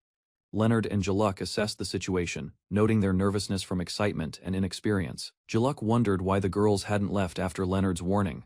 He observed their frightened expressions, understanding their hesitation and awe. The young nobles bowed deeply, apologizing repeatedly. Leonard accepted their apologies and they quickly exited, humbled by the encounter. Leonard and Jaluk suggested the ladies rest in the lounge. The nobles agreed gratefully, relieved to follow the guidance of the experienced men. The young noblewoman explained that Leonard's polite demeanor created an unexpectedly intimidating aura. Jaluk observed silently as they walked away. Ilya commented that Jaluk remained socially awkward. The group noticed, reflecting on their interactions with the noble friends and each other. The women discussed Leonard's presence. To outsiders, he appeared the perfect bachelor, naturally attracting attention despite his disinterest in romance. Jaluk pointed out the unspoken rules among noblewomen. They agreed that the young ladies should have observed from a distance instead of approaching directly. Leonard and Jaluk sat together afterward. They discussed the peculiar situation, noting that Leonard's status, good looks, and background made his single life unusual yet admired. Jaluk and Leonard reflected on Jaluk's single life. Leonard noted he had never seen Jaluk with a girlfriend, appreciating his calm solitude. Jaluk explained that marriage would bring additional burdens, including family obligations. He preferred living freely, without interference from others. He emphasized his desire for personal autonomy. Jaluk enjoyed managing his life as he pleased, without anyone meddling in his decisions. Leonard agreed, noting that personal happiness could come from staying single. Both acknowledged that marriage was not their immediate goal. They continued to converse amicably. Jaluk asked about Leonard's work, and Leonard noted that everything was progressing smoothly, strengthening their mutual respect and understanding. Jaluk reviewed his designs, noting that his business was a success. Profits were high, and his creations sold rapidly, reflecting his skill and reputation. Leonard listened as Jaluk lamented not finding a model who inspired him. Leonard sympathized, understanding the challenge of discovering fresh talent. Jaluk refused a ridiculous offer from Leonard, who jokingly suggested paying him to be someone's personal model. Both laughed at the absurdity. Jaluk recalled past experiences with dress-up dolls. Leonard silently wondered how many women had cried from interactions with Jaluk's playful but demanding nature. Leonard teased Jaluk about his inner thoughts leaking out. Jaluk insisted it was a joke, though both knew the truth, enjoying their playful camaraderie. Jaluk and Leonard shared a quiet moment at the party, enjoying conversation while observing other guests. Both smiled, appreciating the calm. Leonard encouraged Jaluk to socialize more. He reminded him that mingling with others was part of his responsibilities as a noble. Jaluk reluctantly agreed when Alto offered to guide him. Leonard insisted it was appropriate, ensuring Jaluk joined the social flow respectfully. Alto escorted Jaluk, while Leonard watched. The young noble expressed frustration, but appreciated Leonard's encouragement, realizing it was necessary for proper etiquette. Afterward, Jaluk felt exhausted. The interaction, though polite and playful, had taken a toll, leaving him physically drained but socially aware. Jaluk approached a table filled with women, catching their attention immediately. The crowd reacted excitedly to his presence and reputation. Leonard and Jaluk observed the gathering. The women were curious about Jaluk's new creation, the ring, and awaited his explanation eagerly. Jaluk noticed Catalina among the crowd. Her presence surprised him as she had been surrounded by other nobles, making her difficult to spot. Leonard and Jaluk approached Catalina. They realized she had been quietly observing the party, blending in despite the bustling social scene. Jaluk and Catalina made eye contact. The connection was instant, as the atmosphere shifted slightly, highlighting her presence amidst the lively gathering. Jaluk stood on the balcony, enjoying the cool night air. The serene atmosphere offered a rare moment of calm during the bustling party. Catalina approached Jaluk, upset that he hadn't helped her earlier. She accused him of noticing her glare, but ignoring her request.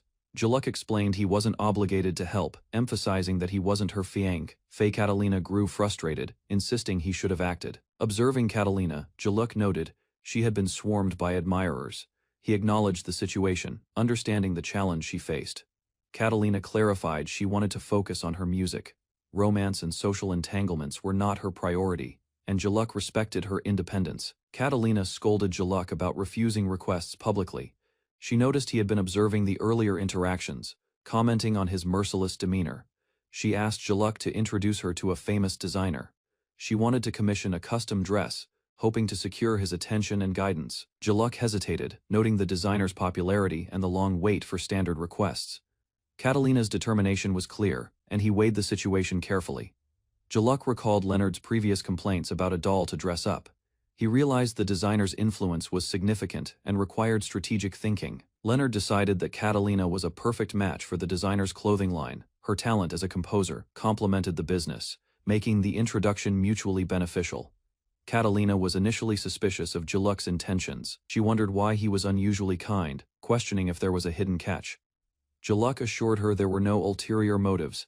He maintained his composure, explaining that his actions were sincere and thoughtful. He thanked her for the premium tickets she had provided, showing appreciation for her generosity and acknowledging her contributions. Catalina prepared to be introduced to Leonard. Jaluk facilitated the meeting, noting that such an introduction was rare and meaningful.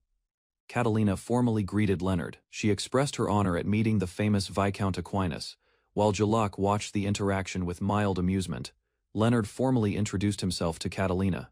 He expressed gratitude for her talent as an up-and-coming composer, establishing a respectful connection. Catalina explained she wanted a custom dress designed for her performance. Jaluk observed the interaction carefully, noting her seriousness. Leonard agreed to design the dress. He invited her to visit his shop, pleased to assist a promising young talent. Jaluk whispered his approval to Leonard, recognizing Catalina's potential and her suitability as a client and muse for the designer. Leonard encouraged using Catalina as a dress-up doll, showing playful mentorship. Jaluk and the others reacted with mild amusement and curiosity. Leonard and Catalina walked together afterward. He reflected that her impulsive request deserved a response, while he felt a mix of amusement and sympathy. Jaluk Rulin arrived at the grand hall, observing the bustling crowd from the balcony. The evening's greeting rounds were about to begin. Guests murmured among themselves, recognizing the single aristocrat. Jaluk noted the attention he drew, aware that his presence was still as remarkable as ever. Jaluk's twin, nearby, pointed out Count Blend. Jaluk acknowledged the familiar noble, understanding that introductions were necessary, despite his wish for a quiet evening. Count Blend and his companion moved through the crowd toward Jaluk. The twins watched, surprised by the unexpected encounter. Count Blend confirmed the rumors. He had come specifically to see Jaluk, proving that even in another world, the single aristocrat remained a figure of intrigue and respect. Jaluk Rulin realized Count Blend's presence explained the crowd's excitement. Guests whispered about the unusual attendance of a count at a viscount's party. Alto Rulin, the younger Rulin family head, formally introduced himself to Count Blend. The count acknowledged the introduction, noting their connection through Jaluk. Count Blend expressed his hope to maintain friendly relations with Alto, highlighting his respect for Jaluk and the Rulin family. Alto reflected that his older brother rarely appeared at events like this, making the encounter with Count Blend unusual but welcome. The conversation shifted to magic tools. Both Alto and Count Blend confirmed they were craftsmen, though Alto worked at his family's workshop while Jaluk had his own. Their shared craft solidified a budding connection. Jaluk explained his preference for creativity over mass production. Count Blend and the others understood the need for a freer working environment. Count Blend asked about the coffee mill. Jaluk responded politely, noting he would discuss it later, when time permitted. Jaluk ensured the coffee was working smoothly for Count Blend, who appreciated the consistent quality, enjoying coffee daily thanks to Jaluk. Blend suggested selling the coffee mills commercially. Jaluk admitted he had been busy but planned to sell them eventually. Blend requested 50 automatic and 50 manual mills, wanting to share Jaluk's coffee creations with friends who loved the homemade coffee. Count Blend requested the coffee mills be ready within 2 weeks for the next tea party, emphasizing urgency politely. Jaluk expressed concern about the tight 2-week schedule, calculating how to meet the deadline while maintaining quality craftsmanship. Blend offered to purchase the mills at double price, and promised support if Jaluk faced any difficulties in production. Jaluk considered the Count's support invaluable. He believed he could manage the order alone but welcomed assistance from others. Jaluk noted his workshop had few employees, but planned to enlist his younger brother Alto's help to complete the order. Jaluk contemplated the Count's request, considering how to prepare the 50 automatic and 50 manual coffee mills in time. Alto observed Jaluk's reaction, noticing his concern about completing the order within 2 weeks. Evaluating the feasibility of the task, Jaluk agreed to help Count Blend, and confirmed he would personally ensure the order was completed, acknowledging the Count's support. Alto questioned the complexity of coffee mills, reassured by Jaluk that they were manageable and not magical, simplifying their approach. Jaluk thanked his older brother for assistance. Both resolved to meet the deadline, confident in teamwork and shared expertise with Alto. Alto acknowledged his older brother's consideration. Jaluk had carefully managed the coffee mill order to benefit both the family and nobles. Alto understood that forming connections with high-ranking nobles strengthened the family's position. The opportunity was advantageous for him as head. Jaluk admitted he had tested Alto with responsibilities, pushing him to grow. Alto recognized his brother's guidance and lessons. Jaluk encouraged Alto to attend social gatherings more often. He explained that visits and events were separate matters requiring distinct effort. The next day, Alto began handling the coffee mill order efficiently. Rouge assisted while Jaluk updated the orders from other nobles. Jaluk left the city, seeking a peaceful and remote place to rest, recovering from exhaustion after the exhausting party events. At the Adventurers Guild, Jaluk noticed an unusual object. Pausing as curiosity drew him closer to investigate. A heavily armored adventurer approached, recognizing Jaluk. Jaluk responded cautiously, asking the adventurer's identity and purpose in approaching him. The adventurer expressed surprise at Jaluk's lack of recognition, prompting Jaluk to explain he did not know who they were. A female mage nearby speculated that the helmet might obscure Jaluk's identity. Jaluk and the adventurer acknowledged the unusual misunderstanding. Jaluk still did not recognize the armored adventurer. He repeated that he did not know who the person before him was. The armored adventurer grew frustrated, insisting they had met at Eth's wedding. Jaluk remained confused, unable to recall the event. Jaluk apologized, explaining he had difficulty remembering faces and names. The female mage observed, noting the adventurer's attempts to be recognized. The armored adventurer demanded Jaluk memorize him immediately. He emphasized that they had attended the same party as Eth and Mariella. The mage introduced herself as Karen, Gwain's party member. Jaluk nodded, promising to remember Gwain, clarifying the identities of the adventurers. Jaluk politely thanked Gwain and Karen for not forcing him to memorize names. He appreciated their consideration and respectful approach. Gwain revealed their purpose, discussing wedding rings. Jaluk, still confused, asked for clarification while processing their request. Karen intervened, noting that Gwain's outburst alone was insufficient to convey the message.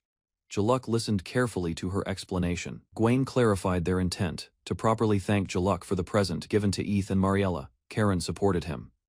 Jaluk acknowledged their gratitude calmly. He realized they went to considerable trouble just to express thanks. Impressed by their kindness, Gwain suggested forming a party with Jaluk. Jaluk turned away, questioning the proposal and asking what the new request involved. Jaluk declined, stating his principle of not joining a party with anyone. Gwain seemed surprised, but listened respectfully. Karen acknowledged Jaluk's refusal. They agreed not to force him, respecting his decision while observing his calm demeanor. Gwain waved farewell, encouraging Jaluk to contact him if he ever changed his mind. Jaluk reflected on their energy. Jaluk examined the assignment board at the Adventurers Guild, preparing to choose tasks while processing the earlier party interaction.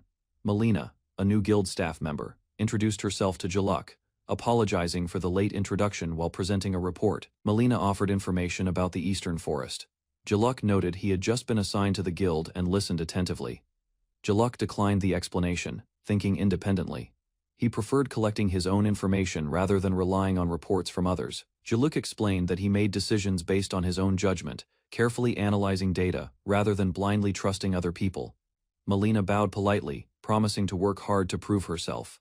Jaluk reflected that guild employees faced challenging duties requiring diligence. Jaluk observed the guild lobby. Melina mentioned Vivian Senpai, and inquired about Jaluk's documents, confirming the staff interactions and workflow. Melina expressed concern that Jaluk had turned down assistance. Another guild member asked about the rejected documents, noting his independence. Melina praised Jaluk for remaining composed despite his documents being returned.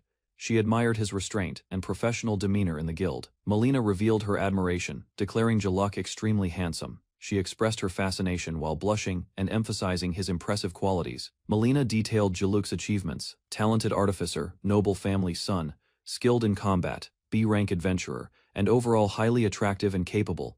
Melina felt excitement building, declaring Jaluk wonderful despite occasional rudeness. She was eager to see the future interactions unfold. Karen, observing Melina, questioned her feelings toward Jaluk. Melina hesitated, nervously considering her own emotions and intentions. Melina boldly confessed romantic interest in Jaluk, surprising everyone nearby, declaring her feelings loudly and proudly for all guild members to hear. Jaluk prepared to travel to the Eastern Forest. He noted that his journey should proceed without any complications or issues. Melina strategized, planning to declare her interest early to rival women, shocking the other guild members who witnessed her boldness. Melina explained that Jaluk was the only remaining guild member who met her ideal husband criteria, as Eth had married recently. Melina asked if other senior staff members were interested in Jaluk. The girls reacted quickly, indicating they had learned their lesson. Melina noted that learning a lesson implied previous romantic interest in Jaluk. She reviewed her list of love rivals carefully. Melina admired Jaluk's qualities despite his unfriendly demeanor. She recognized he possessed traits many women sought, yet remained hard to read. Melina confessed she liked Jaluk's personality flaws. She considered them part of his charm, making him even more appealing in her eyes. Melina exclaimed that Jaluk had an extremely attractive face.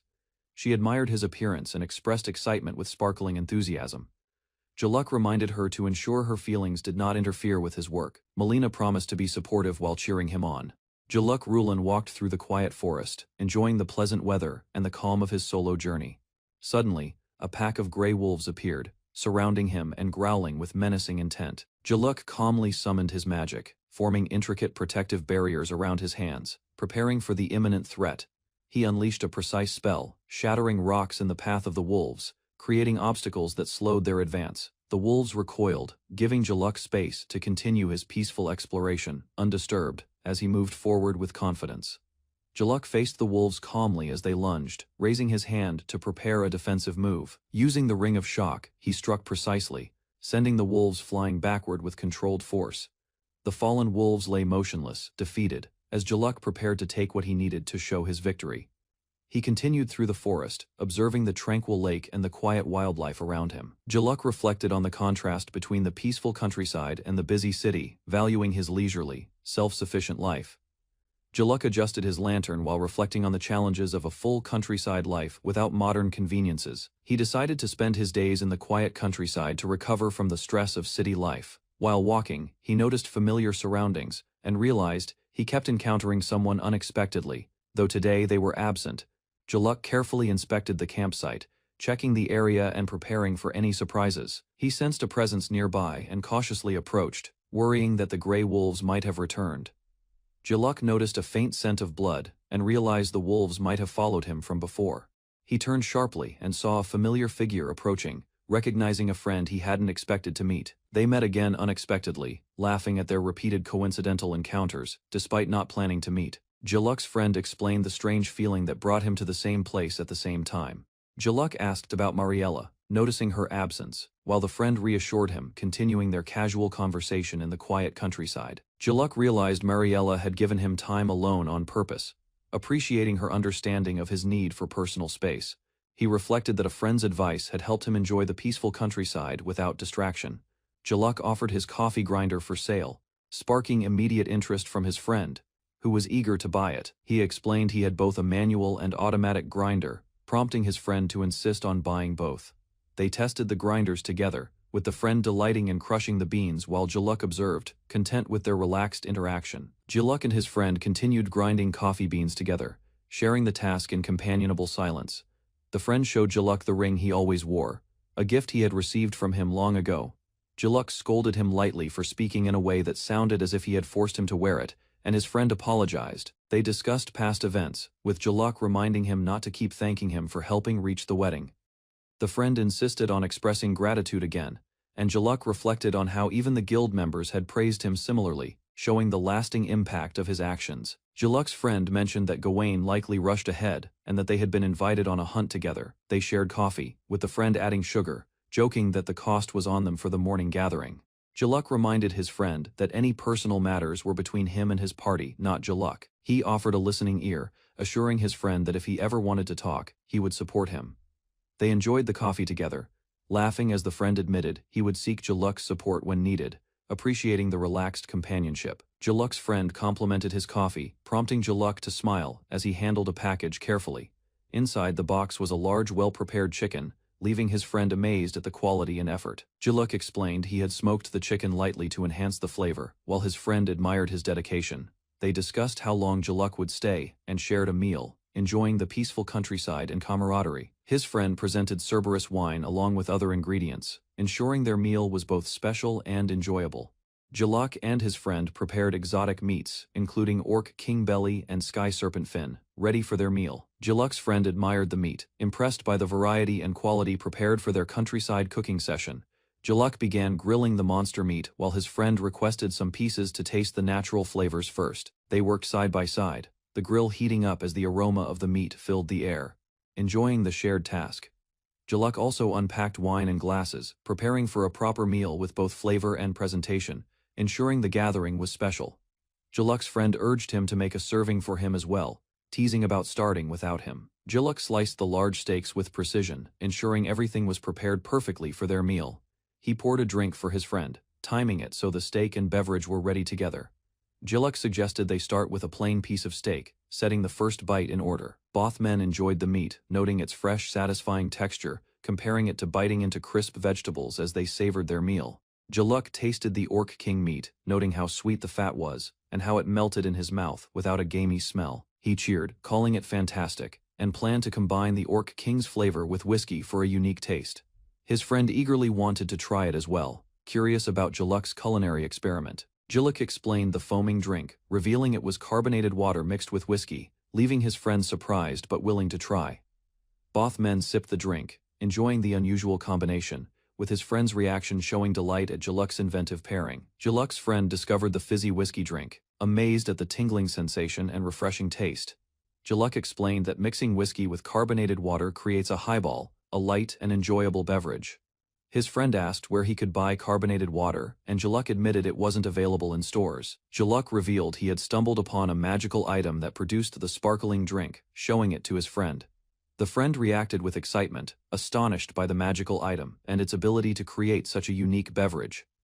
Jaluk's friend pleaded to buy the magical item, astonished by its existence. But Jaluk refused. The friend offered to pay double, yet Jaluk firmly declined, determined not to sell it. Jaluk suggested trading some of the Orc King meat instead, and his friend reluctantly agreed. Seeking at least the carbonated water, they struck a deal, shaking hands, and ordered another round, continuing their enjoyable meal together. Jaluk prepared the sky serpent fin next, highlighting its beautiful pink cross-section, delighting his friend with the next delicacy. Jaluk tasted the sky serpent fin, noting it was chewier than expected but flavorful and light. He compared it with his friend, recognizing the lean quality and enjoying the different taste from the Orc King meat. His friend requested some of the roast chicken, and Jaluk suggested adding wasabi and soy sauce for extra flavor. They both eagerly dug in, savoring each bite of the well-prepared meats. Jaluk checked the smoked Orc King meat, realizing something went wrong, and his friend reacted with shock at the mistake. Jaluk's friend panicked, realizing he was out of highball, and insisted that it was barbaric to eat the delicious meat without alcohol, prompting a playful scolding from Jaluk. They sat by the lake, enjoying the view and reminiscing. Jaluk reflected that marriage hadn't changed his personality, maintaining his carefree and easygoing nature, while continuing to appreciate quiet moments with friends. Jaluk Rulin walked through the bustling streets, observing the daily life of the city. The sun began to set, casting long shadows over the cobblestones. He thought about his friend's plans, and realized his freedom was slightly limited by his wife, Mariella. He considered going to a bar but decided he was done for the day. Reflecting on the advantages and disadvantages of marriage, Jaluk acknowledged the comfort of evenings spent with his wife, but also the restrictions it brought. With sudden determination, Jaluk turned and headed home, moving quickly through the streets, unwilling to delay his return. His companion watched as he departed, disappointed by the change in plans. Jaluk's mind was on Elsie and the small joys he could still enjoy at home. Jaluk's companion confronted him, commenting on his obligations as a married man. Jaluk remained calm, acknowledging his wife's influence. Jaluk insisted it was a joke, while his friend decided to accompany him to the bar despite prior plans. They walked together, debating married life. Jaluk's companion expressed frustration, and Jaluk reflected on the difficulties of adjusting to marriage. At home, Mariella awaited, considering how upsetting it would be if her husband stayed out late after marriage. Eth's freedoms became limited, understanding responsibilities. Choices he could pursue were constrained, as he willingly refrained from acting on personal desires. Jaluk realized his choices influenced not only himself but also his friends. They observed his decisions carefully, mirroring his behavior. Eth walked alone, understanding that married friends' time must be respected. Unmarried companions should consider domestic responsibilities before inviting them out. Jaluk reflected on freedom. Marriage would bind him for decades, so he cherished being single, free, and independent from obligations. He entered a quiet bar greeted by a bartender. The evening began with calm anticipation of ordinary pleasures. The bartender noticed a new scent. Jaluk paused, observing her reaction, hinting that small surprises would shape their interaction tonight. Jaluk reassured the bartender about the faint odor. Only acute senses could notice it, so there was no cause for concern. The bartender asked for clarification about smoked food. Jaluk prepared to explain the cooking method, catching her attention. He described the process: food smoked using dried wood, the aroma-infused flavors, demonstrating a cooking technique uncommon in their region. The bartender listened carefully, considering this unusual culinary style. Jaluk noted its rarity and demonstrated polite confidence in his explanation. Finally, Jaluk offered the bartender a taste. She hesitated, curious to experience the smoked flavor he prepared, and suggested trying. Jaluk presented the smoked dish he prepared. The bartender noticed the exotic ingredients, curious if it included meat from unusual creatures. She commented that high-ranking adventurers rarely enjoyed meals together properly.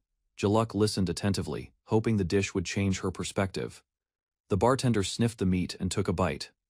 Jaluk observed her reaction closely, gauging her response to the flavors. Her expression brightened, approving the dish. She expressed her liking, confirming the smoked meat met her expectations and tasted delicious. Jaluk suggested pairing it with red wine or dry sake, considering complementary drinks to enhance the smoky aroma and flavor. Jaluk asked the bartender if she had sake. He hoped to complement the smoked dish with an appropriate drink. She explained that sake similar to Japan's originated in the Far East. Jaluk considered this cultural import carefully. Products from the Far East were recently introduced. Diplomatic relations allowed new imports, expanding Jaluk's options for beverages and experiences. He realized Elsie must have acquired a Far Eastern sake. Jaluk contemplated the timing and rarity of this imported product. The bartender confirmed she had sake. She presented the bottle to Jaluk, inviting him to enjoy it alongside his appetizers. Sake was poured into cups with care. The liquid reflected soft light, signaling the start of Jaluk's tasting experience. Jaluk asked the bartender about the brand and variety. He wanted to fully understand the drink before sampling it. She explained it was Haru no Megumi, a Daginjo shoe made from rice koji, and brewing alcohol. Jaluk considered how the rice polishing below 50% clarified the sake.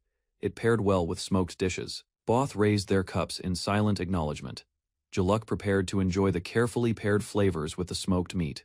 Jaluk sipped the sake. The dry, sharp taste followed the rice's sweetness, complementing the smoked meat perfectly. He and the bartender discussed how the sake's dry quality retained rice's mellow flavor, enhancing the overall tasting experience together. Jaluk combined the smoked meat and sake. The flavors merged subtly, creating a new taste richer than either alone. Both acknowledged the pairing's success. The bartender confirmed the sake complemented the smoked meat as expected, satisfying Jaluk's experiment. He thought of his absent friend Eth, imagining the sake's enjoyment shared. The moment highlighted his solitary yet peaceful evening. Jaluk asked where to buy smoked food. The bartender smiled, explaining she made them herself, unavailable anywhere else. He requested to purchase some for his shop. The bartender considered using luxurious ingredients unnecessary, offering guidance instead. She clarified the route to the sake shop. Jaluk listened carefully, noting her instructions and understanding there was a condition. She gave a written referral to the shop owner, ensuring Jaluk could buy smoked food without confusion. Jaluk acknowledged the instructions, planning to visit the shop tomorrow. He appreciated the clarity and simplicity of the solution. Before leaving, he asked what else could be smoked. The bartender encouraged him to explore and discover new creations. Jaluk Rulin walked through the bustling shopping district, observing the lively crowd and colorful stalls. He held a small map and carefully checked his route, determined to reach his destination without getting lost. After a few turns, he paused, realizing the streets were unusually empty. Doubt crept in as he questioned whether he had taken the wrong path. Finally, he spotted the building he had been searching for, a traditional structure standing quietly at the end of the lane. Inside, Jaluk examined exotic items from the Far East, appreciating their craftsmanship and considering which pieces would enhance his collection. Jaluk entered the store and noticed a display of swords. He paused, wondering why sake would be sold here. A woman greeted him warmly. She asked if he was interested in Far Eastern culture, drawing his attention to the exotic items. Jaluk explained he came for sake, and she clarified that special ingredients paired well with it. He carefully selected smoked cheese, thinking it would complement the drink. The woman tasted the cheese and smiled, confirming it was indeed fragrant and ideal with sake. Jaluk politely apologized for the misunderstanding, appreciating the guidance and the unexpected encounter in the shop. Jaluk introduced himself to the shop owner, Homura, who explained that the store was called Azumaya. Homura was surprised by Jaluk's noble status, and he politely reassured her that there was no need for formalities. She reacted with curiosity and slight clumsiness, realizing that nobles might visit the shop more often than she expected. Outside, they discussed why the shop was located in a remote area, despite its unique Far Eastern goods. Homura explained that trade was unstable, and that the shop was more of a personal hobby, not intended for many customers. Homura led Jaluk to a room in the back, indicating that this was where the sake was kept. Jaluk looked around in awe at the expansive collection of sake bottles, neatly arranged on shelves.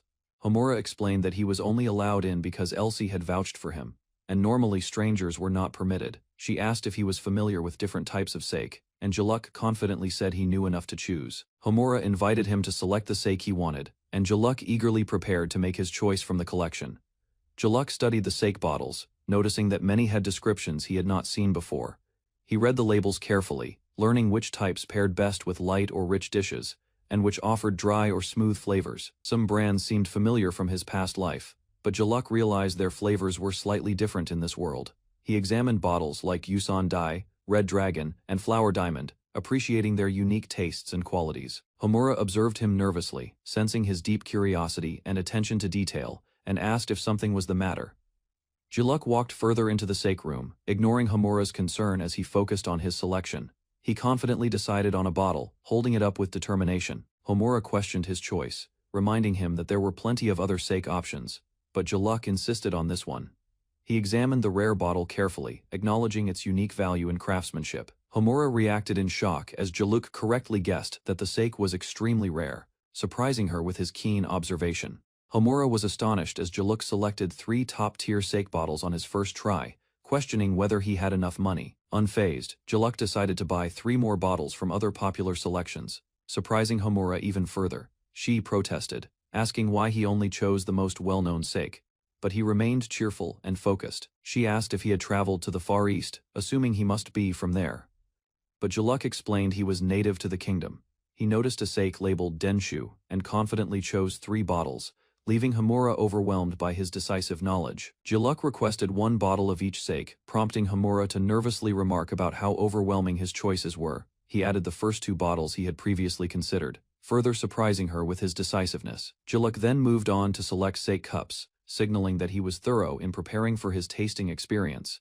He examined cups made by renowned potters, including Tokuri and Ochoko, carefully choosing the right vessels for the sake. Homura offered to show him sake glasses as well. While Jaluk considered all the options with calm precision, Jaluk examined the sake glasses, noting their transparency and how it allowed the color of the sake to be seen clearly. He observed the thin rims, appreciating the delicate craftsmanship and how it enhanced the tasting experience. Comparing 2 glasses, he noted the differences in rim thickness and how it would subtly affect the flavor perception. Jaluk decided to purchase Tokuri, Ochoko, and 2 sets of each glass type, carefully selecting the right tools for his sake. He then asked about other ingredients, eagerly collecting rice, soy sauce, and miso to complement his selections. Jaluk explained to Homura that the main ingredients of sake were rice, soy sauce, and miso, surprising her with his knowledge. He reflected on how long it had been since he last had Japanese cuisine, clarifying that he was native to the kingdom, not the Far East. He expressed interest in ordering pickles like nukazuke, prompting Homura to exclaim in surprise at his familiarity. Meanwhile, back home, other acquaintances prepared to leave, signaling the day's routine winding down. Jaluk packed a bag, planning to cook a special recipe for dinner, eager to apply the ingredients he had collected. Jaluk was asked if his reason for being late was related to something specific, prompting a curious look. He noted that Rouge was likely busy with her increased workload, especially dealing with wedding rings and the coffee mill. To raise morale, Jaluk mentioned he had brought souvenirs for his colleagues, showing his thoughtfulness. The 2 co-workers speculated it might be alcohol, surprised by the gesture as he revealed the bottles. Jaluk proudly explained that the bottles were sake, not just any alcohol, emphasizing their quality and uniqueness. Colleagues were astonished by the rare sake Jaluk had brought, curious if it was produced in the Far East. Jaluk explained that the shop did not welcome first-time customers, and the sake was not widely available yet, surprising them further. He handed a bottle to one colleague as a token of appreciation, showing his thoughtfulness and understanding of their recent struggles. The co-workers were overjoyed, expressing excitement and gratitude for the gift, lifting the mood in the room. Jaluk quietly left, satisfied that his gesture had brightened everyone's day and ensured their hard work was acknowledged. Jaluk began preparing dinner at home, carefully washing rice and ensuring it remained fluffy and well-shaped. He added miso into ingredient-filled tanjiru, preparing a hearty and flavorful soup. He combined a rolled omelet with kombu broth and added soy sauce, continuing to assemble the meal with precision. Jaluk plated the cucumber and turnip nukazuke he had obtained from Homura, pairing it with salt-grilled sabfena fish. Finally, the classic Japanese meal was complete, and Jaluk expressed gratitude before beginning to enjoy the food he had carefully prepared. Jaluk began eating his meal, savoring each bite of rice and soup with careful attention. He was overwhelmed by the nostalgic taste, remarking that the flavors reminded him of home, and his soul seemed to tremble with delight. The rolled omelet, salt-grilled fish, and tanjiru, with pickles harmonized perfectly with the rice, compelling him to keep eating without pause. Jaluk prepared a light evening drink, thoughtfully selecting sake from his collection to accompany the meal. He paired root vegetables wrapped in bacon and mushroom grated daikon with the drink, completing a carefully balanced and satisfying dinner. Jaluk held a sishu glass, appreciating how its clarity enhanced the experience of drinking sake. He sampled Jusan Dai sake, savoring its deep flavor, gentle fruity sweetness, and the aroma that enhanced the rice's savouriness. He thought about Elsie and decided to send her a batch of his best smoked foods as a thank you. Enjoying the moment quietly, Jaluk poured himself another drink, selecting from his collection of sake bottles, fully immersed in the taste and aroma of the drinks he had carefully chosen. Jaluk Rulin was reviewing paperwork in his office when a messenger arrived with a note from Lord Alto about a completed coffee mill. He adjusted his glasses and considered the message. He believed Alto could manage the task alone and initially saw no need to intervene. Still, he weighed the situation carefully. The delivery was meant for Count Blend, and perfection seemed important. Though reluctant, Jaluk recognized it as a task assigned to him. He reluctantly agreed to follow through and check on it. With a sigh, he prepared to leave his desk, muttering to himself as he headed out to ensure the delivery was satisfactory. Jaluk quietly approached a large mansion, aware that visits outside of meals were unusual, and opened the door cautiously. Inside, he startled the household staff who were busy with chores, creating a brief commotion as they reacted to his presence. A young girl ran toward him, calling him uncle, but paused nervously, wondering if he had forgotten her name. Jaluk smiled warmly and confirmed he remembered her, Sarah, and the girl's delight was immediate, brightening the room. He began asking about work matters, and an older man greeted him courteously, ready to discuss the updates from Alto, marking the start of Jaluk's tasks for the day. Jaluk asked about Alto's whereabouts and learned he was in the workshop, likely staying until evening. He realized spending the afternoon idle would be boring, while the young girl, Sarah, wanted a playmate. Deciding to keep her company, Jaluk chose to visit the workshop, surprising Sarah with his unexpected plan. Sarah expressed her frustration at being surrounded by her family, but feeling lonely, drawing Jaluk's attention to her need for companionship. Jaluk recalled his own childhood, remembering how he longed for a playmate like Sarah, and understood the importance of spending time with her. Jaluk requested to read a book, hoping to engage Sarah's curiosity while keeping her occupied.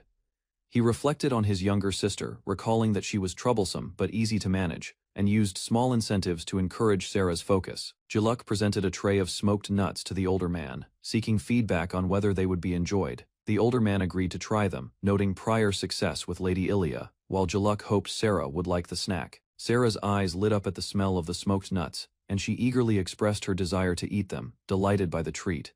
Jaluk agreed to a playful challenge with Sarah, escaping quickly as she ran toward him, and politely declined the carriage, choosing to walk. He arrived at the Lauren family workshop, observing artisans and apprentices of all ages performing research and testing magic tools. Jaluk noted the organized activity, seeing the workshop buzzing with workers, crafting and experimenting diligently. Sarah's friend warned Jaluk about the workshop's strict entry rules for non-family members. Concerned for his safety, Jaluk reassured them that he was part of the Rulin family, surprising the boy who had assumed he was a new employee and continued into the workshop. Jaluk arrived at the workshop and faced resistance from Kurt, who accused him of showing off and demanded he bring his boss along. Sarah intervened, explaining that they should treat Jaluk as a customer for now, calming Kurt and diffusing the tension. Kurt hesitated but agreed to follow Sarah's instructions, allowing Jaluk to proceed further into the workshop. A young worker carrying boxes was warned to watch his steps, and Jaluk quietly observed the busy apprentices. Suddenly, the worker recognized Jaluk and exclaimed in shock, realizing that the newcomer was actually Lord Jilk, surprising everyone nearby. The young apprentice quickly explained to Kurt that Jaluk was Lord Alto's older brother and the inventor of numerous magical tools, including refrigerators and stoves. Sarah and the other workers recognized Jaluk, realizing he was the famous figure often mentioned with awe in the workshop. Jaluk politely requested entry to meet Alto, showing no concern over the initial commotion, and the workers apologized for their earlier hesitation. As he walked through the workshop, other apprentices and staff glanced at him, impressed by his tall and composed appearance. The workshop quickly filled with excitement, with multiple workers greeting him warmly, calling out Big Brother in recognition of his status and contributions. Jaluk greeted an old acquaintance in the workshop, noting it had been about a year and a half since his last visit. He quickly shifted focus to business matters, discussing manpower and the number of employees to manage mass production efficiently. Another Rulin family member remarked on Jaluk's rare appearance, noting that it was the first time he had shown up at the family workshop in a long while. The workers turned to watch him, astonished by his presence, some showing visible admiration and surprise. Jaluk's sibling nudged him, remarking that everyone was waiting for him to speak. highlighting the respect and attention he commanded. Jaluk cleared his throat and introduced himself as Alto's older brother, acknowledging the potential disruption his presence might cause. He addressed the workers, noting that those at the Rulin family workshop were likely magic tool craftsmen or apprentices. Jaluk instructed them to create magic tools that make life easier, emphasizing the importance of considering practical solutions for daily challenges. He encouraged the staff to use their knowledge and collaboration to turn innovative ideas into reality, even if the concepts seemed unusual. The workers reacted enthusiastically, applauding Jaluk and showing admiration for his leadership and vision, though he quietly thought their reaction was a bit exaggerated. Jaluk expressed that he had no interest in how others perceived him, yet his words still impressed his companion. He emphasized the importance of creating magic tools to make life easier, advising that more subordinates might be needed to accomplish the work efficiently. Jaluk reflected that if someone couldn't reach a high standard, they weren't worth discussing further. He assessed an apprentice's skills, noting his talent with magic stones and stabilization, but also recognized his limitations as a beginner. Jaluk evaluated the apprentice's magic circuits and efficiency, concluding that while talented, his level of expectation remained as high as ever. Jaluk confirmed that there were no issues with his prepared goods, easing his assistant's concerns. He was asked why he seemed nervous over a simple task, while he reassured that it was minor and under control. Jaluk assigned 30 sets of goods to be delivered to Earl Blend, organizing the logistics with calm efficiency. Fievel arrived, seeking consultation with Jaluk, and he welcomed her and politely ready to assist. Ilya appeared unexpectedly, teasing Fievel while Jaluk internally wondered why Ilya was present, noticing her playful annoyance. Fievel and Ilya brought the wedding ring prototypes to Jaluk for his evaluation and feedback. Jaluk carefully examined the rings, distinguishing the designs intended for men and women. He immediately recognized the enhancements Ilya had added, including a magic shield, enhancement, and resistance to abnormal conditions. Jaluk accurately identified that the mismatched rings were crafted by Ilya, impressing the others with his insight. He explained that he could understand the maker's habits and style, just by examining their work, leaving Ilya surprised. Jaluk observed that assembling magical circuits in small objects was inherently difficult, noting that this was likely Ilya's specialty.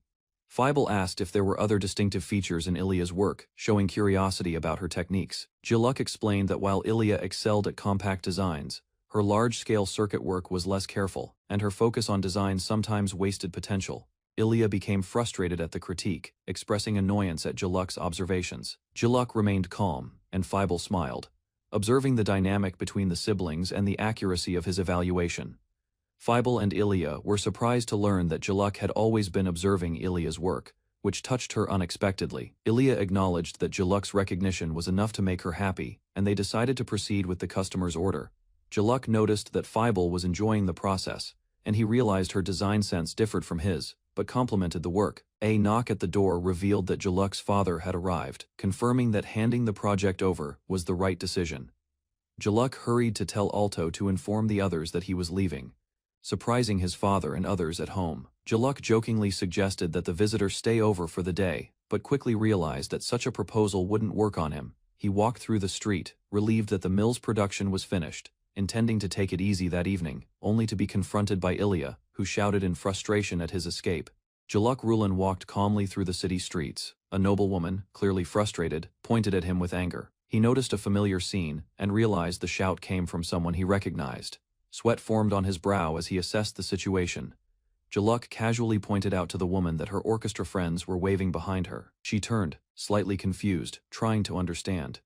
Before she could react, Jaluk dashed away with agility, leaving her flustered and yelling after him. The woman shouted in fury, demanding he stop immediately, but Jaluk's smirk showed he had already vanished into the streets. Jaluk ran swiftly through the streets, the noblewoman chasing closely behind. She was determined not to let him escape. He glanced at the nearby apartment building, hoping it could provide a brief refuge. She followed relentlessly, closing the distance. The noblewoman lunged at Jaluk, grabbing him in an attempt to stop his escape. He struggled lightly, calculating his next move. Jaluk acknowledged her speed with surprise. She smiled, confident, showing her athletic skill. They both paused, breathing heavily. Jaluk teased her gently, noting her stamina, while she admitted she had been keeping fit despite her music-focused life. The noblewoman glared at Jaluk, calling him an adventurer. He calmly explained he traveled outside the royal capital regularly. She smirked, teasing him about his rank as a solo adventurer, implying it wasn't high. Jaluk smiled, confidently, noting that even as a B-rank solo, his achievements were respectable, surprising her. She paused, realizing that Jaluk's combined skills as a magic tool artisan and adventurer made him flawless in her eyes. The noblewoman regained her composure and declared she had come to complain, standing firm as Jaluk listened, a faint smile on his face. The noblewoman yelled at Jaluk, blaming him for a terrible situation caused by introducing Viscount Aquinas. Jaluk followed her down the hall, trying to calm her, while she explained she had been treated like a dress-up doll. She expressed her frustration, claiming she had been dragged around all day, and Jaluk listened carefully. He asked for confirmation, and she insisted that the ordeal lasted the entire day, emphasizing her exhaustion. Jaluk smiled reassuringly, telling her he wasn't mocking her, and that, in his view, it was a positive outcome despite her obvious irritation. The noblewoman questioned how Leonard could like her despite being dragged around, while Jaluk assured her it was a positive sign. Jaluk explained that Leonard often turns women into dress-up dolls, but most are rejected quickly. He clarified that passing Leonard's strict judgment meant she was seen as worthy, while superficial charm alone wouldn't suffice. The noblewoman listened carefully, surprised, and Jaluk encouraged her to ask others about Leonard's reputation if she doubted him. Finally, Jaluk noted that he had anticipated Leonard would take a liking to her, at least to some degree, leaving her thoughtful but reassured. The noblewoman hesitated, embarrassed, unable to fully accept Jaluk's words about Leonard's approval. Jaluk remained calm, telling her that her personal feelings didn't concern him, and that just knowing Leonard took a liking to her was enough. He decided to leave, mentioning that he would take the next day off to relax alone. Jaluk settled into his quiet home, enjoying solitude, reading a book, and sipping coffee in peace. He looked out the window at the nice weather, planning to go for a walk and do some shopping, appreciating the comfort of a peaceful day alone. Jaluk walked through a bustling market, considering whether to grab a bite before shopping. He decided against a restaurant, scanning food stalls for something light to eat.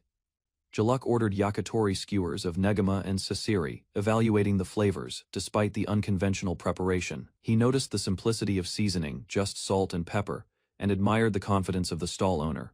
Taking a bite, Jaluk's expression turned to shock and disgust, as he realized the meat was unexpectedly fishy, ruining the snack. Jaluk grimaced as he inspected the yakitori, noticing issues like insufficient seasoning, tendons left in the meat, and poor reheating. He approached the shop owner, criticizing the low-quality meat and sloppy cooking. The owner responded nonchalantly, suggesting the bad quality was just random misfortune, and dismissing it as normal.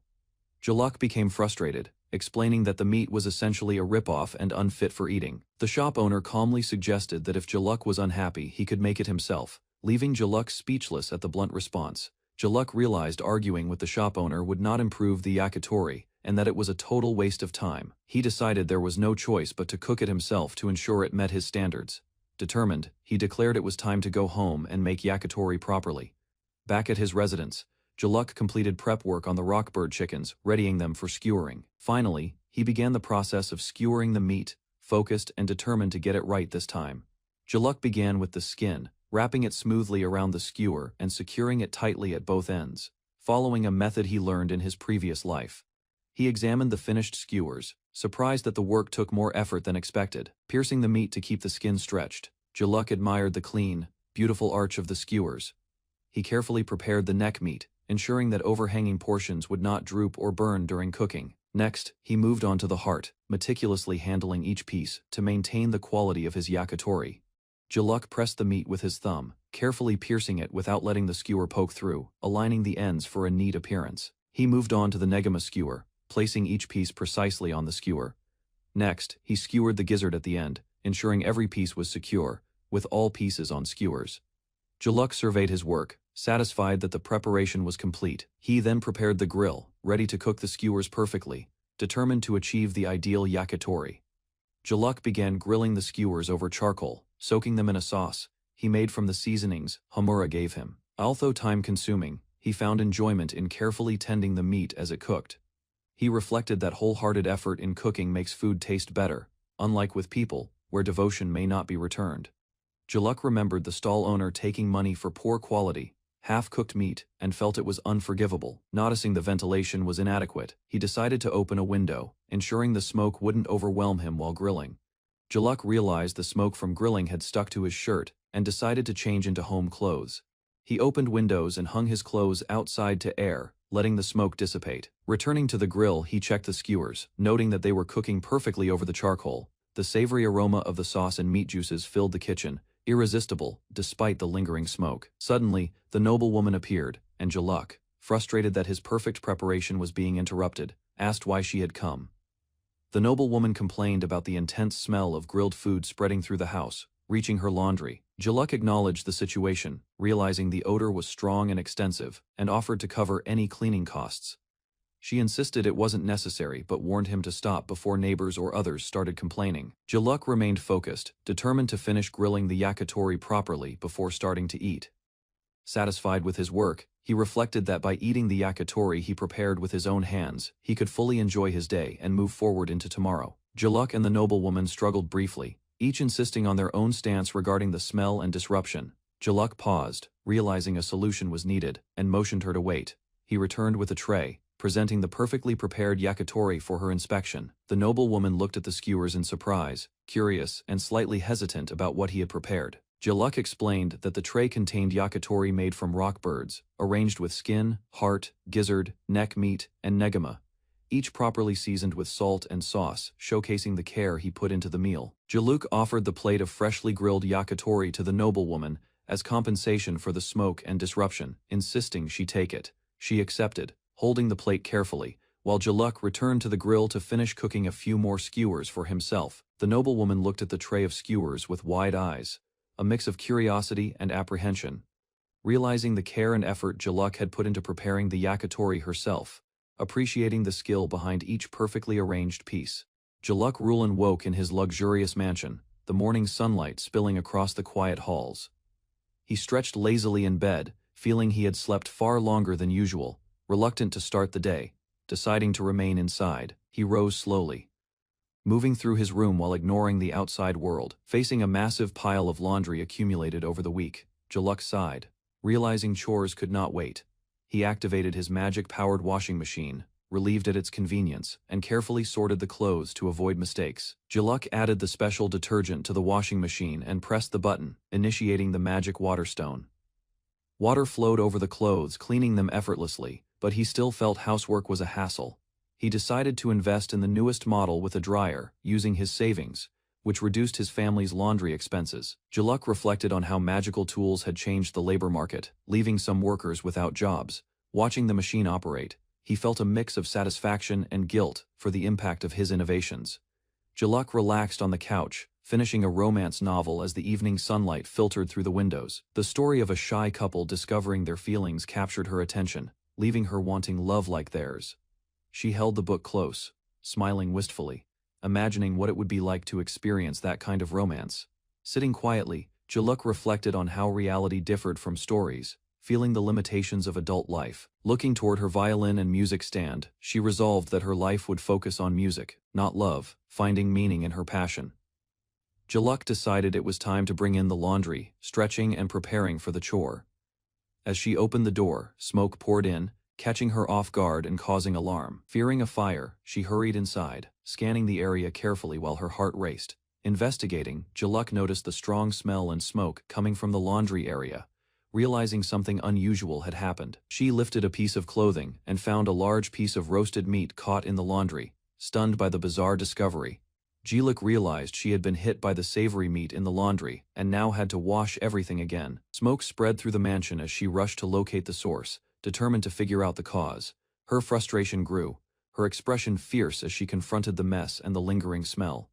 A man blocked her path in the hallway, trying to intervene, but Jaluk refused to let it slide. Despite the savory scent tempting her, she steeled herself, preparing to deal with the chaos and finish the laundry properly.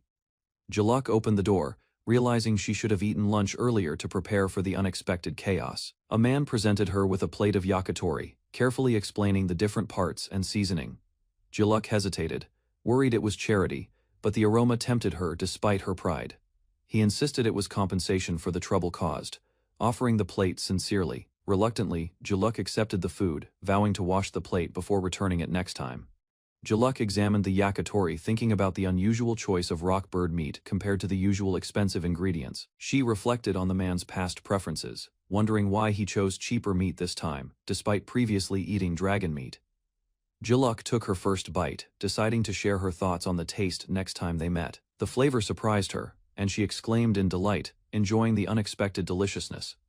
The crispy, juicy yakitori exceeded her expectations, perfectly complementing her meal and leaving her satisfied. Jiluk poured herself a glass of ale, excited to see how well it paired with the yakitori. She examined the heart portion, noting its juicy texture that reminded her of a small steak.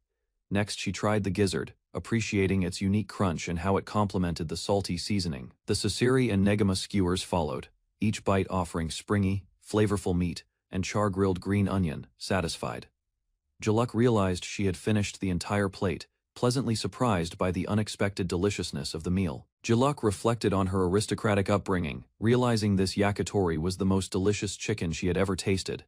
She examined the meat carefully, questioning whether it was truly from a rock bird. The skewers were tender, with a well-balanced taste of umami and fat, far better than previous rock bird dishes she'd eaten.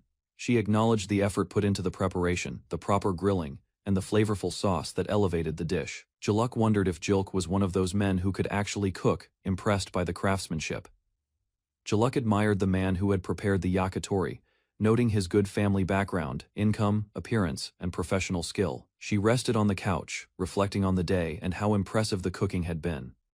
Looking out at her mansion at night, she thought about the contrast between his skills and his personality. Jilk, holding a glass of ale, felt satisfied with his decision to cook himself, proud of the meal's success and flavor. Jiluk Rulin examined the magical artifacts laid out before him.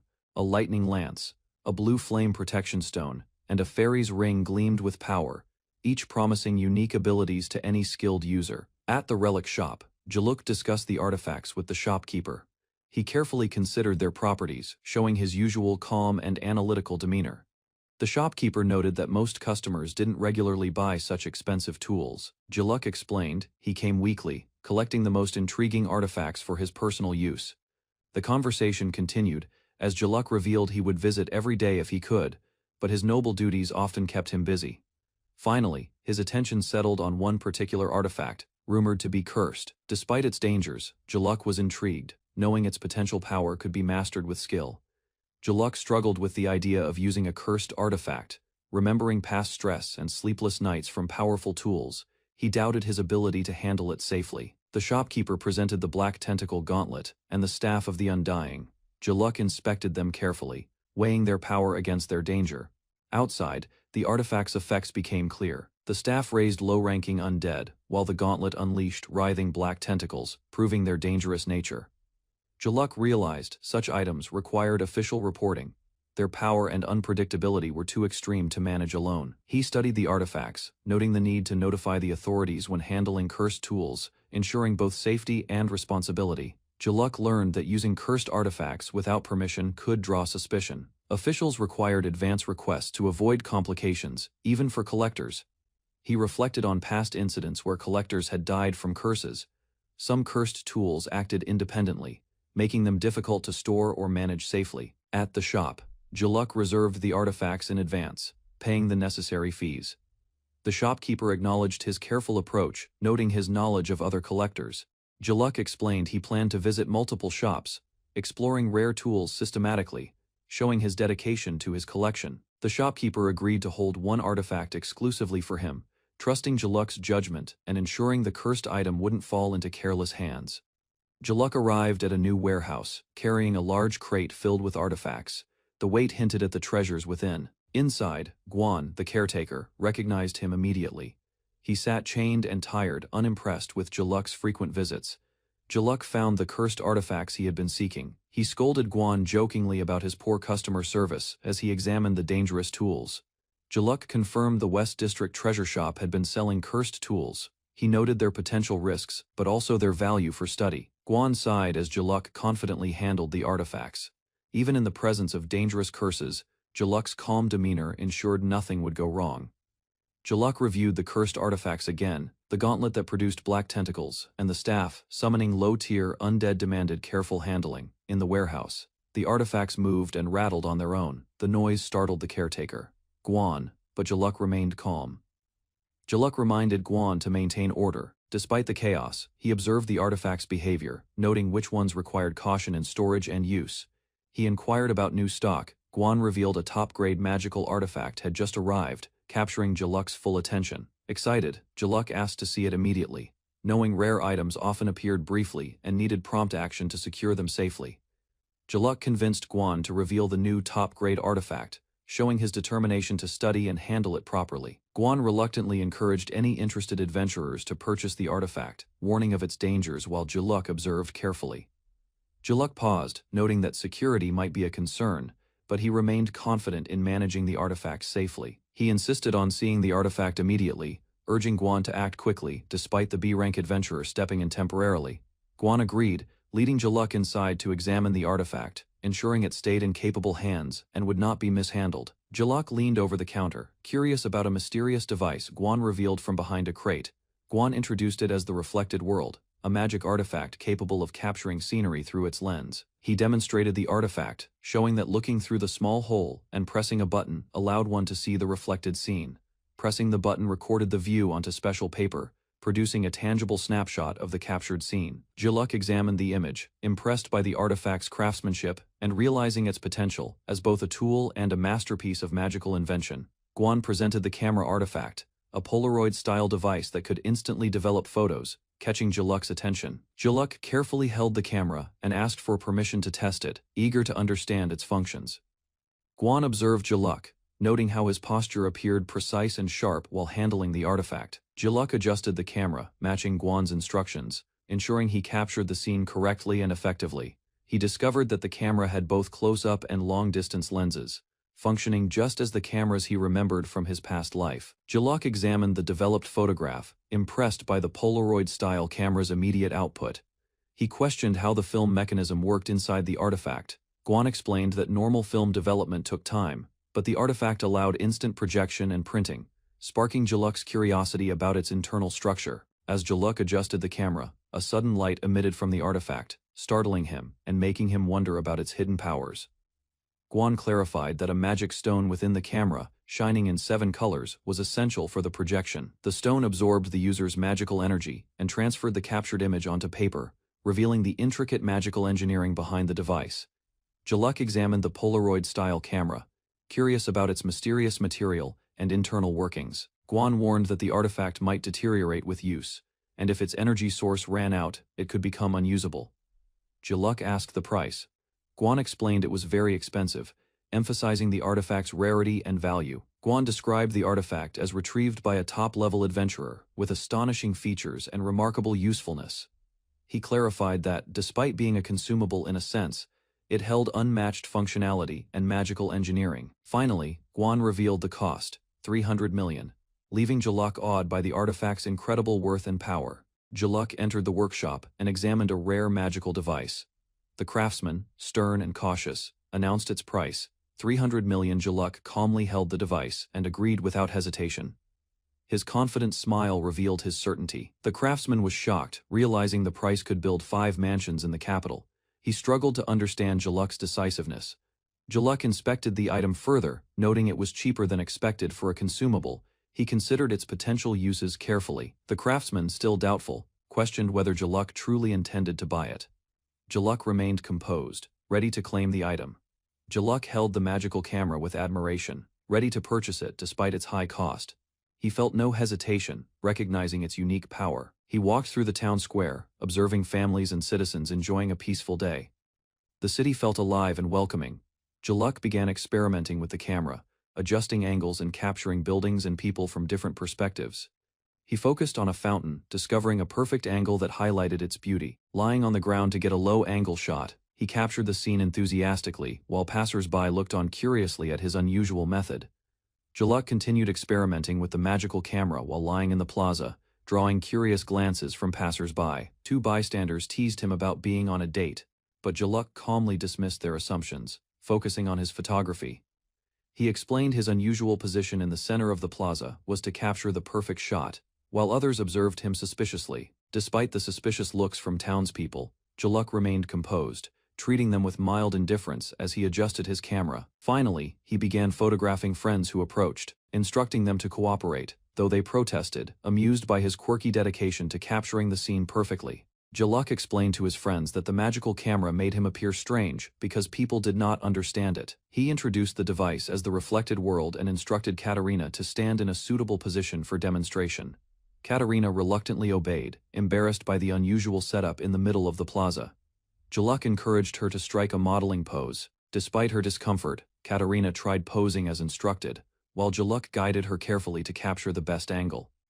Jaluk enthusiastically took the shot, surprising Katerina and prompting her exclamation, though he remained fully focused on mastering his magical camera. Jaluk was surprised when the magical camera produced its first photo, capturing Katerina perfectly within the scene.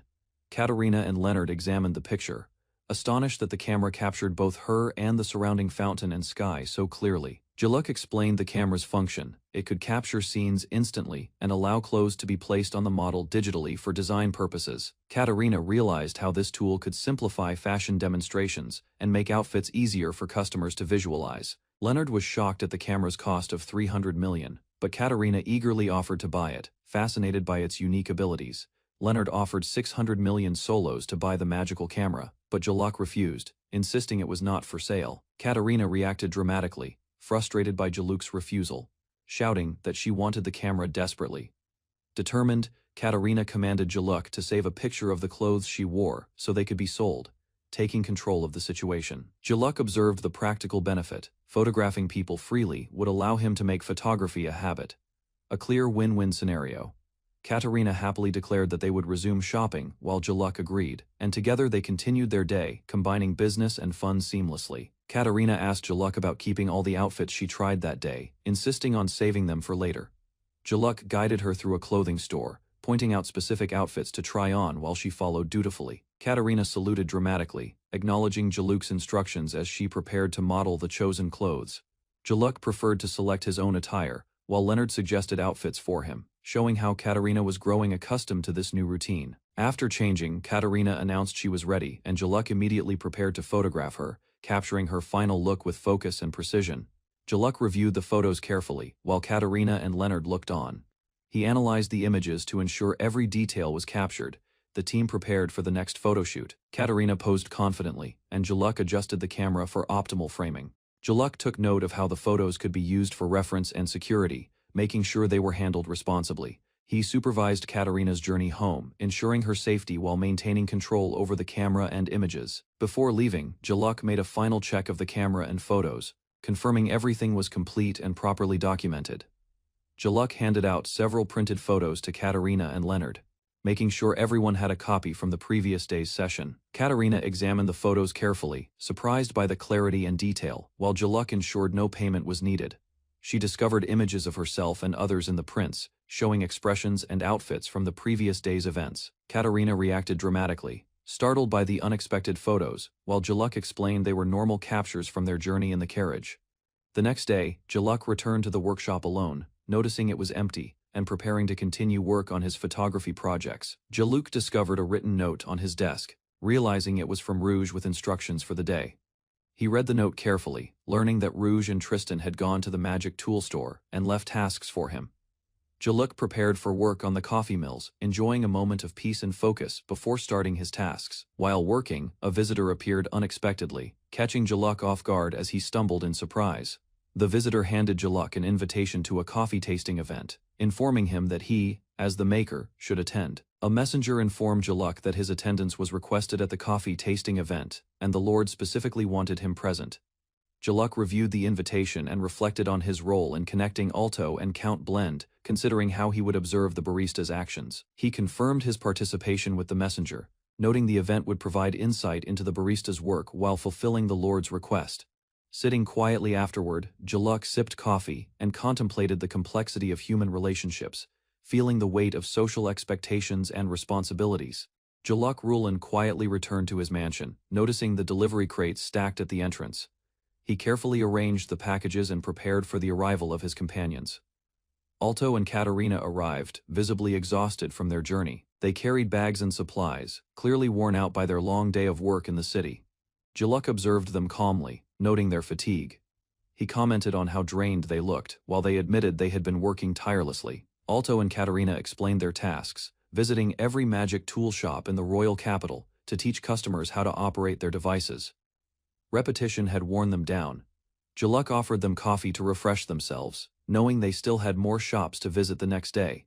Despite their exhaustion, he ensured they were cared for before resting. Jaluk Rulin raised his hands, trying to calm Alto and Katarina. Their sudden outburst revealed just how ignored his initial comments had been.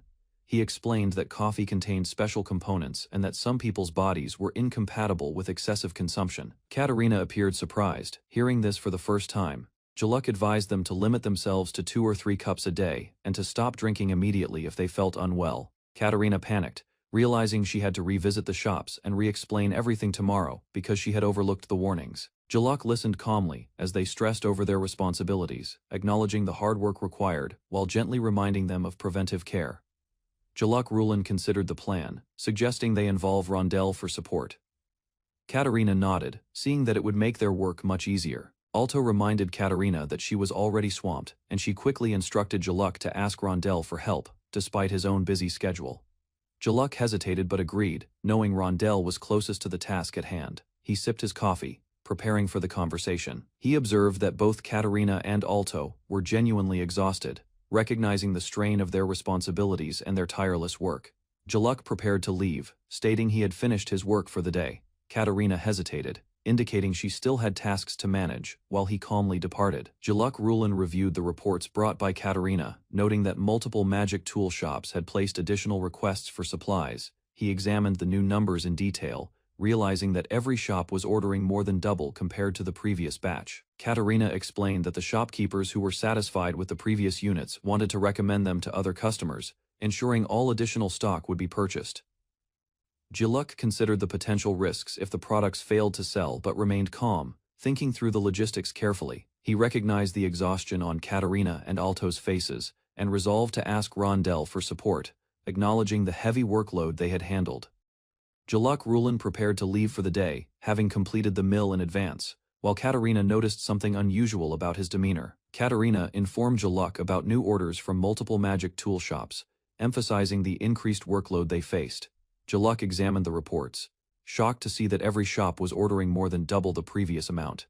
Katarina assured him that all additional stock would be purchased, but warned of potential issues if anything went wrong. Jaluk thoughtfully considered the situation, evaluating how to manage the orders and logistics efficiently, while Katarina awaited his decision on handling the additional units.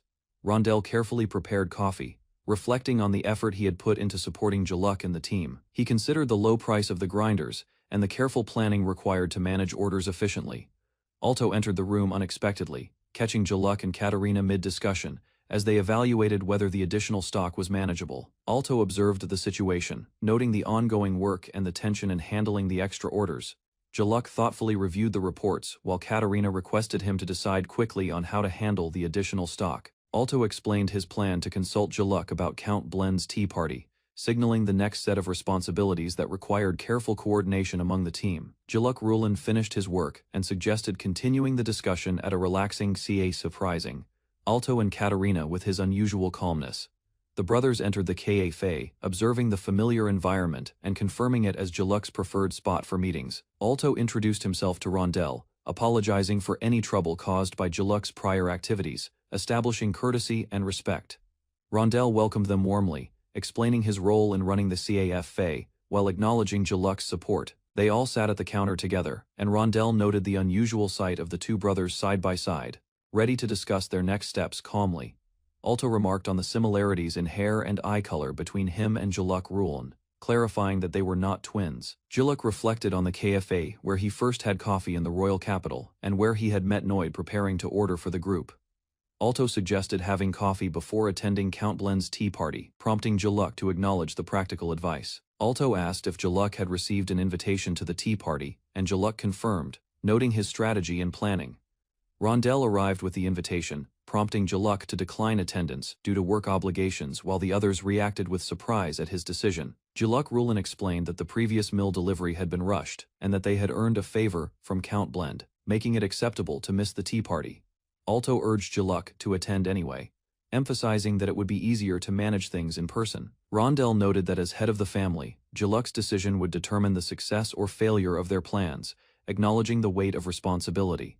Jaluk remained cautious, prioritizing preparation over social obligations, mindful of the major figures involved. Alto insisted on helping and encouraged Jaluk to attend the tea party, showing his dedication to supporting his brother and managing the extra coffee mill orders. Jaluk Rulin reviewed the incoming orders, noting that 150 coffee mill requests had arrived, and recognized this was the opportunity he had been waiting for. Alto volunteered to help, assuring Jaluk that the staff and prior experience would make the task manageable, bringing relief and confidence to the team. Alto enjoyed his coffee while Rondell served it, observing the process with careful attention. Alto was impressed by Jaluk's skill in handling the orders efficiently, realizing the quality surpassed his own previous attempts. Rondell decided to attend Count Blend's tea party, and the brothers prepared for the event, acknowledging the responsibilities and collaboration required to handle both work and social obligations. Jaluk Rulin was surprised to learn that Rondell already knew about his plan to attend Count Blend's tea party, realizing the careful attention of his allies. Rondell explained that it was an honor to provide delicious coffee for the upcoming tea party, reinforcing his role and dedication. Jaluk reflected that he would get to enjoy the coffee during the tea party, appreciating the effort and timing of Rondell's preparations. Rondell confirmed that the official sale of the coffee mill would begin in 3 weeks, allowing proper planning and coordination. Rondell arranged to start selling coffee beans alongside the mill and entrusted Jaluk with preparation, ensuring a smooth rollout while managing responsibilities efficiently. Jaluk Rulin requested Rondell's help for another task, seeking guidance on teaching coffee basics to the magic tool shop staff. He explained the lack of skilled workers and offered to compensate Rondell for his expertise, ensuring the smooth rollout of the mills. Rondell gladly agreed, acknowledging that his assistance would help build momentum for sales and ensure the extra orders were handled efficiently. Alto steadily built a track record of sales, managing additional orders and benefiting from the Rondell effect to expand their coffee business. Finally, the brothers prepared for the day of Count Blend's tea party, completing their preparations and arriving on time to manage responsibilities and enjoy the event. Alto encouraged Jaluk to hurry and join the carriage, eager to proceed despite the upcoming responsibilities. Jaluk expressed concern about maintaining composure, observing his brother's excitement while anticipating the event ahead. The brothers arrived at the city streets, checking on the progress of the extra coffee mills to ensure all preparations were complete. Alto performed a final check on the deliveries, confirming that everything was in order and that there would be no issues. Alto assured Jaluk that he would represent the Rulin family and manage sales, personally, reinforcing the trust and responsibility entrusted to him. Jaluk Rulin observed the tea party venue, noting that Alto had overseen the preparations, giving him confidence in the setup and reducing his worries. The brothers approached the party, observing other attendees and assessing the arrangements, while maintaining composure in the formal setting. The garden of Count Blend's estate hosted the tea party, with guests mingling and conversing among tables in a relaxed outdoor setting. Alto confirmed that the party was taking place in the garden, while Jaluk silently noted that he had ignored the invitation details, choosing to focus on the event itself. Jaluk and Alto arrive at a formal outdoor tea party standing among other nobles, and surveying the elegant setting. They are warmly greeted by a high-ranking host, who expresses pleasure at their presence and acknowledges their punctuality. The host instructs them to greet the other guests, and both Jaluk and Alto prepare themselves for formal introductions. They meet a seated noble, exchanging polite gestures while observing the surrounding attendees and noting familiar faces. Leonard joins the gathering, revealing that Jaluk's magical drink device has attracted attention, blending social interaction with shared interests. Jaluk senses someone staring at him, while Leonard continues to speak energetically, highlighting his cheerful personality. The three seated nobles react nervously as Jaluk and Alto turn toward them, their presence commanding attention. Jaluk and Alto recognize the men as members of the Baron family, recalling previous encounters at Leonard's party. The Baron's daughters appear behind their fathers, confirming the family connection and surprising Jaluk and Alto. The fathers bow deeply, formally introducing themselves as Kuroa, Leopold, and Gabina, leaving Jaluk and Alto slightly taken aback. The three Baron fathers bow deeply, apologizing for their daughter's previous rude behavior toward Jaluk. Jaluk calmly accepts the apology, explaining that he had already forgotten about the incident and sees no issue. He watches the fathers leave, surprised by how dramatically they reacted and thinking it was unnecessary to be so worked up. Leonard joins Jaluk, discussing the political influence and wealth of the Baron family, warning him about potential social complications. Jaluk reflects thoughtfully, agreeing that Leonard is right, considering the implications of the Baron's status on future interactions. The host announces the main attraction, freshly brewed coffee, signaling a shift from formalities to leisure. Jaluk observes the magical tools provided by his family, which allow guests to grind beans and prepare coffee easily. The Baron fathers examine the beans and the coffee mill, curious about the process and the aroma. Leonard excitedly inspects the coffee mill, impressed by the craftsmanship and Jaluk's innovation. Jaluk quietly instructs Leonard not to disassemble the device, maintaining control over his invention while sharing the experience. The host announces that a professional CA master, Rondell, will demonstrate the coffee-making process using Jaluk's magical tools. Rondell begins grinding the coffee beans, showing guests the proper use of the magical coffee mill. The Baron fathers, along with Jaluk and Leonard, watch in amazement as the process efficiently grinds the beans. Leonard comments on how the magical tools accelerate the coffee-making process, making it effortless compared to manual grinding. Servants deliver the freshly brewed coffee to the guests, and everyone admires the smooth, perfect pour into cups, completing the demonstration. The guests are invited to taste the freshly brewed coffee, with Jaluk and Leonard politely, allowing others to go first. The Baron fathers and Leonard sample the coffee, remarking on its unusual balance of bitterness, sweetness, and tang. Leonard adds milk to his cup, making the coffee easier to drink, and Jaluk watches with interest. Other nobles taste the coffee, some preferring it plain, others adding milk or sugar, enjoying the fragrant drink. For guests who find the coffee too strong, alternate options are offered, ensuring everyone enjoys their experience. Guests ask for refills while the host assures them that coffee and snacks are plentiful, and servants are available anytime. Jaluk, Leonard, and all two enjoy their coffee together, observing other nobles, enjoying the relaxing atmosphere of the tea party. The host approaches Jaluk to discuss matters about the baristas and the preparation process for future events. Jaluk calls Rondell over to assist, and the CFA master responds promptly, ready to demonstrate and share insights. The host asks Jaluk to sit and consider the future of coffee culture, starting a thoughtful discussion about its direction. The host asks Jaluk to confirm if Rondell shares the goal of spreading coffee culture to many people. Seeking assurance, Leonard confirms, expressing hope that coffee will gain popularity in the royal capital. The host smiles confidently, acknowledging that Jaluk's magical coffee mill will help coffee become widely appreciated.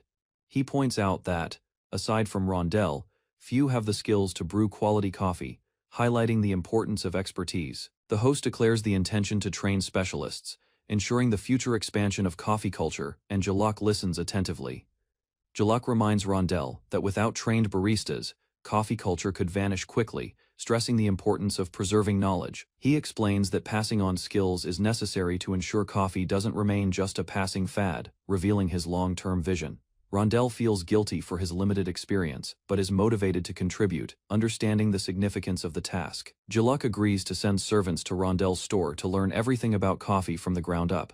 The host encourages using both Rondell and House Ruland's servants to fully support training, ensuring the coffee culture's growth in the future. Jaluk clarifies that they should first confirm whether Rondell truly wants to expand his staff before making decisions.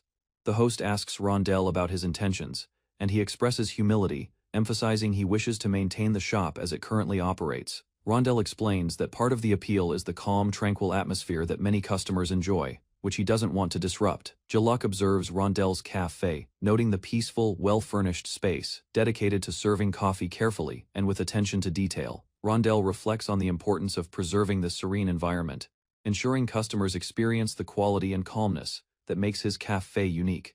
Jaluk clarifies his position, emphasizing that they should ensure Rondell genuinely wants to expand his staff before proceeding. The host asks Rondell about his intentions, and he humbly expresses that he wishes to maintain his cafe as it currently operates. Jaluk proposes a compromise, bringing Rondell and his team periodically to instruct the staff, while compensating them fairly. The host agrees, suggesting that weekly meetings would be sufficient to implement this plan effectively. The three men reach an agreement, finalizing a plan to preserve coffee culture while respecting Rondell's wishes, ending the discussion positively. The host suggests calling the tea party to a close, noting how quickly time has passed while the guests enjoyed themselves. Guests and Jaluk approach the carriages to depart, while several nobles request a moment to speak with him privately. They ask Jaluk if he could also sell coffee mills, as they want to share the tools with friends and family. The Baron fathers explain their intentions, each planning to use the mills for birthdays or to introduce them to close acquaintances. Jaluk agrees, understanding it as a gesture of goodwill from the Ruland family, and expresses his surprise and gratitude at the request. Jaluk decides to offer coffee mills as a gesture of reconciliation, prompting Blen's surprise at his independent decision. He explains that giving meals will strengthen social ties more meaningful than simply providing appliances, like stoves or refrigerators. Alto, frustrated by the day's events, refuses to cooperate further, asserting he won't take part in half-hearted plans. Returning home, Jaluk closes the door behind him, reflecting on the day and the stress of social obligations. He begins cleaning and organizing his room, thinking about what to do next to continue his responsibilities and plans. Jaluk notices a premium concert ticket he had forgotten about, and the attendant asks for a song in exchange if he wishes to use it. After a moment of thought, Jaluk decides to visit the opera house, embracing a quieter, cultural activity for himself, following the day's stressful events. Jaluk Rulin arrived at the grand concert hall, clutching a ticket in his hand. The building's ornate fa fade reflected the importance of the performance he was about to witness. Inside, the hall was crowded with nobles and townspeople. He noticed a band listed for today. Realizing it was Catalina's group, the crowd buzzed with anticipation as the performance neared. At the ticket counter, attendants apologized, explaining that most tickets were sold out. Jaluk mentioned he had an invitation, but worried it might not be enough. A staff member escorted him, opening a reserved seat. Jaluk observed the advantages of connections and wealth quietly. He was led to a lavish seat at the center of the hall. From there, Jaluk could enjoy the concert fully, immersed in the music and the elegant surroundings. Jaluk Rulin settled into the luxurious seat, noting the elevated view and extra comfort. A staff member offered a drink, and he accepted water as the performance was about to begin. The curtains drew back, revealing the stage. Jaluk watched as the musicians took their positions, the hall filled with quiet anticipation. He noticed the usual performer was absent, but the orchestra proceeded efficiently. Jaluk appreciated the dedication of the musicians and the effort they put into every detail. The performance began, and the music resonated through the hall. Jaluk followed the players carefully, admiring the skill of each violinist. At the final note, applause erupted. Jaluk observed the crowd's reaction and realized the performers had truly captivated everyone, becoming the highlight of the evening. The orchestra stood in formation, bows poised, as the audience's applause filled the hall. The musicians prepared to begin under the conductor's guidance. The conductor lifted his baton, signaling the start. Jaluk observed the precision and intensity of each performer as they followed the commands perfectly. Strings, woodwinds, and brass blended in harmony, filling the hall with rich, resonant sound. Jaluk's attention was drawn to every subtle movement of the musicians. Percussion added rhythm and depth, accentuating the music's crescendos. Each beat resonated through the hall, enhancing the atmosphere. The performance reached its finale, and the crowd erupted in applause. Jaluk smiled, appreciating the skill and dedication that brought the symphony to life. The musicians bowed as the audience applauded. Jaluk watched the performers with interest, noting their focus and elegance. From his seat, he observed the conductor addressing the audience. The hall fell silent, anticipation filling the air. The conductor announced the final piece, a new composition by Catalina. The audience reacted with excitement, eager to hear the premiere. Applause and murmurs spread through the hall as the orchestra prepared. Jaluk studied the arrangement and noted subtle changes in the performer's setup. The performance began, with strings and piano blending in harmony. Jaluk realized the music was richer than before, a testament to Catalina's skill and innovation. The orchestra performed a piece that triggered a memory for Jaluk. He recognized the melody as a classical song from his previous life. He recalled humming the tune once, and Catalina had transcribed it into sheet music. The memory made him smile quietly. As Catalina played the violin on stage, Jaluk admired the harmony and precision of the ensemble. Every note reflected her skill and attention to detail. Catalina's expression showed her concentration and passion, her movements fluid and deliberate, bringing the composition to life. Jaluk watched intently, deeply impressed by the music. He could feel the emotions and beauty of the piece resonate throughout the hall. The orchestra finished their performance on stage, and the audience applauded warmly. Jaluk Rulin watched the musicians as they lined up to receive the crowd's appreciation. He considered recording the performance in the miniature sound garden, noting the precision and harmony of the ensemble. The musicians smiled and acknowledged each other's effort. A few days later, Jaluk visited the rehearsal hall. The musicians continued practicing diligently, preparing for the next performance. Catalina wiped her brow, satisfied with the day's work. The music had flowed smoothly, and everyone felt accomplished. Laura and others praised Catalina for her dedication. Jaluk admired how she could compose non-stop while performing flawlessly on her violin. Catalina reflected on her recent performance, acknowledging her drive to push herself and improve. Jaluk observed her dedication and the respect she earned from her peers. She recognized her own limitations and the need to develop both her technical skills and expressive abilities to succeed as a performer.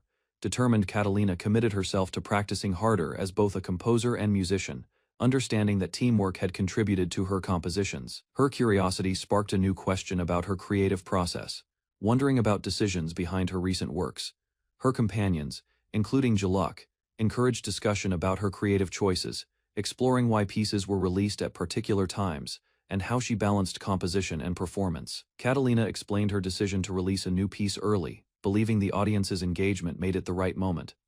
Her companions, including Jaluk, found it curious but accepted her reasoning. She reflected on her talent and acknowledged that without continuous learning and skill, it would be difficult to succeed solely as a performer. Determined, Catalina committed to working harder both as a composer and a musician, understanding that collaboration had been key to her past compositions. Her curiosity sparked questions about her creative process and decisions regarding the timing of releases. Despite their curiosity, her peers agreed to set aside personal questions and focused on celebrating the end of practice, appreciating the day's accomplishments. Catalina and her companions discussed a recent performance, reflecting on audience engagement and her decision to release a piece earlier than expected. She acknowledged her need for continuous improvement, recognizing that technical skill and expressiveness were crucial to succeed as a performer. Determined, Catalina committed to practicing harder as both a composer and musician, aware that past teamwork had supported her achievements. Curiosity arose about her creative decisions, prompting reflection on timing and strategy for releasing new pieces. Her companions mentioned a private client request, noting it required additional work but offered generous compensation. The client's request involved performing a few songs in a rented hall, with high expectations and careful attention, highlighting the challenges and rewards of their profession. Jaluk arrived at the music hall, surprising the people there as they noticed his unexpected appearance. After being recognized, he revealed that he had come for personal reasons and wanted to record a song he greatly enjoyed using the special sound equipment. Hearing that explanation, the woman finally understood why he had suddenly appeared at the venue. Meanwhile, others discussed Jaluk's reputation. His wealth allowed him to support large projects, and the musician credited him as the person who inspired and guided the music. When asked about their connection, both confirmed they had met several times before, leaving the others surprised by their familiarity. Jaluk explained that he had only come to observe a request being handled by people he knew. His presence, however, quickly attracted attention and raised suspicion among those at the venue. The woman questioned why he had not informed her beforehand. Seeing Laura present, she realized he was preparing a recording that required a violinist. Jaluk revealed that he had deliberately kept silent. In his view, involving acquaintances too closely could interfere with making decisions based purely on work. After listening to her performance, he calmly evaluated it. The emotional style did not match the atmosphere he wanted for the song. For that reason, Laura was selected instead. Her gentle and elegant playing suited the recording better, leaving the other woman quietly stunned. Jaluk's decision left both women completely stunned. The unexpected comparison caught them off guard, and neither knew how to respond at first, trying to maintain her composure. The rejected violinist quickly withdrew and claimed she had only caused trouble. Despite her words, frustration was clearly written across her face. As she hurried away, Jaluk noticed the sudden movement and looked toward the corridor, puzzled by her abrupt departure. Once out of sight, the woman finally released the irritation she had been holding back. The rejection had affected her far more than she wanted to admit. Meanwhile, the musicians discussed the situation calmly. Having faced many refusals themselves, they agreed that Jaluk's judgment was reasonable and based solely on what suited the song best. After leaving the hall, the violinist reflected on her reaction. The rejection bothered her more than expected, and she struggled to understand why it had affected her so deeply. Walking alone through the quiet streets at night, she questioned her feelings. Part of her knew the decision had been reasonable, yet the frustration remained. With each step, she admitted that nobody had intended to insult her. The selection process had simply followed practical needs rather than personal feelings. Eventually, she reached a conclusion. Blaming Jaluk was easier than dwelling on her embarrassment, so she decided to forget the matter and enjoy the evening by herself. The following day arrived, but the memory still lingered in her mind, leaving her with a strangely determined expression. The next morning, Catalina felt embarrassed when she remembered her behavior from the previous day. While blaming Jaluk in her thoughts, she suddenly spotted Laura nearby. Trying to act normal, she greeted Laura with forced confidence. The awkwardness quickly overwhelmed her, causing an unusually dramatic reaction. Laura noticed something was wrong and checked on her. Catalina immediately regained her composure and returned the greeting as calmly as possible. Their conversation turned to the previous day's incident. Catalina apologized for her surprise, and Laura accepted the explanation without any resentment. Just as the tension faded, Laura asked about Catalina's connection with Jilk. The unexpected question left her completely caught off guard. Laura explained that her connection with Jilk was limited to occasional conversations and music-related work. Hearing that answer, Catalina relaxed slightly. The explanation matched what she had observed and cleared away some of her earlier assumptions.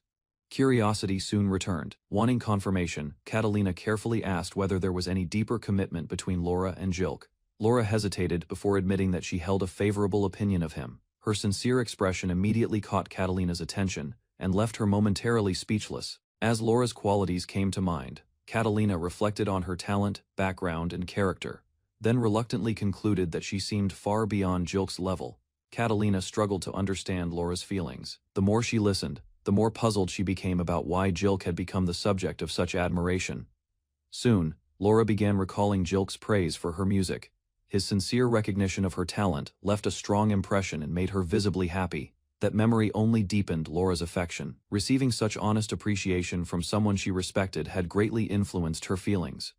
As the conversation continued, Catalina considered Jilk's status and circumstances. Realizing he was still unmarried, Laura quietly wondered whether a future with him was possible. Encouraged by that possibility, Laura reached a firm decision. For the first time, she allowed herself to believe that she might have a chance. Filled with new determination, Laura announced that she would invite Jilk to share a meal during their next assignment. The declaration left Catalina speechless. She could hardly believe that Laura had already decided to take such a direct step toward Jilk. Recovering from the shock, Catalina listed Jilk's strengths. His appearance, status, wealth, and understanding of music made him an ideal partner in the eyes of many performers. Even so, she quickly pointed out his flaws. From her perspective, Jilk focused too much on himself and seemed poorly suited for a committed relationship. Laura remained unconvinced. Rather than seeing faults, she viewed his unusual habits and dedication as part of the qualities that made him appealing. Laura's admiration for Jilk only grew stronger, no matter how many flaws Catalina mentioned. Patiently, Laura explained that imperfections were natural. To her, Jilk's shortcomings did not outweigh the qualities she respected and appreciated. Catalina tried once more to discourage her. Concerned about Jilk's personality and lifestyle, she warned that getting too involved with him might lead to disappointment. Those warnings produced an unexpected result. Laura began wondering whether Catalina's repeated objections came from personal feelings rather than simple concern. Acting on that suspicion, Laura asked for support in pursuing Jilk. The suggestion immediately shocked Catalina, whose reaction strongly denied the misunderstanding.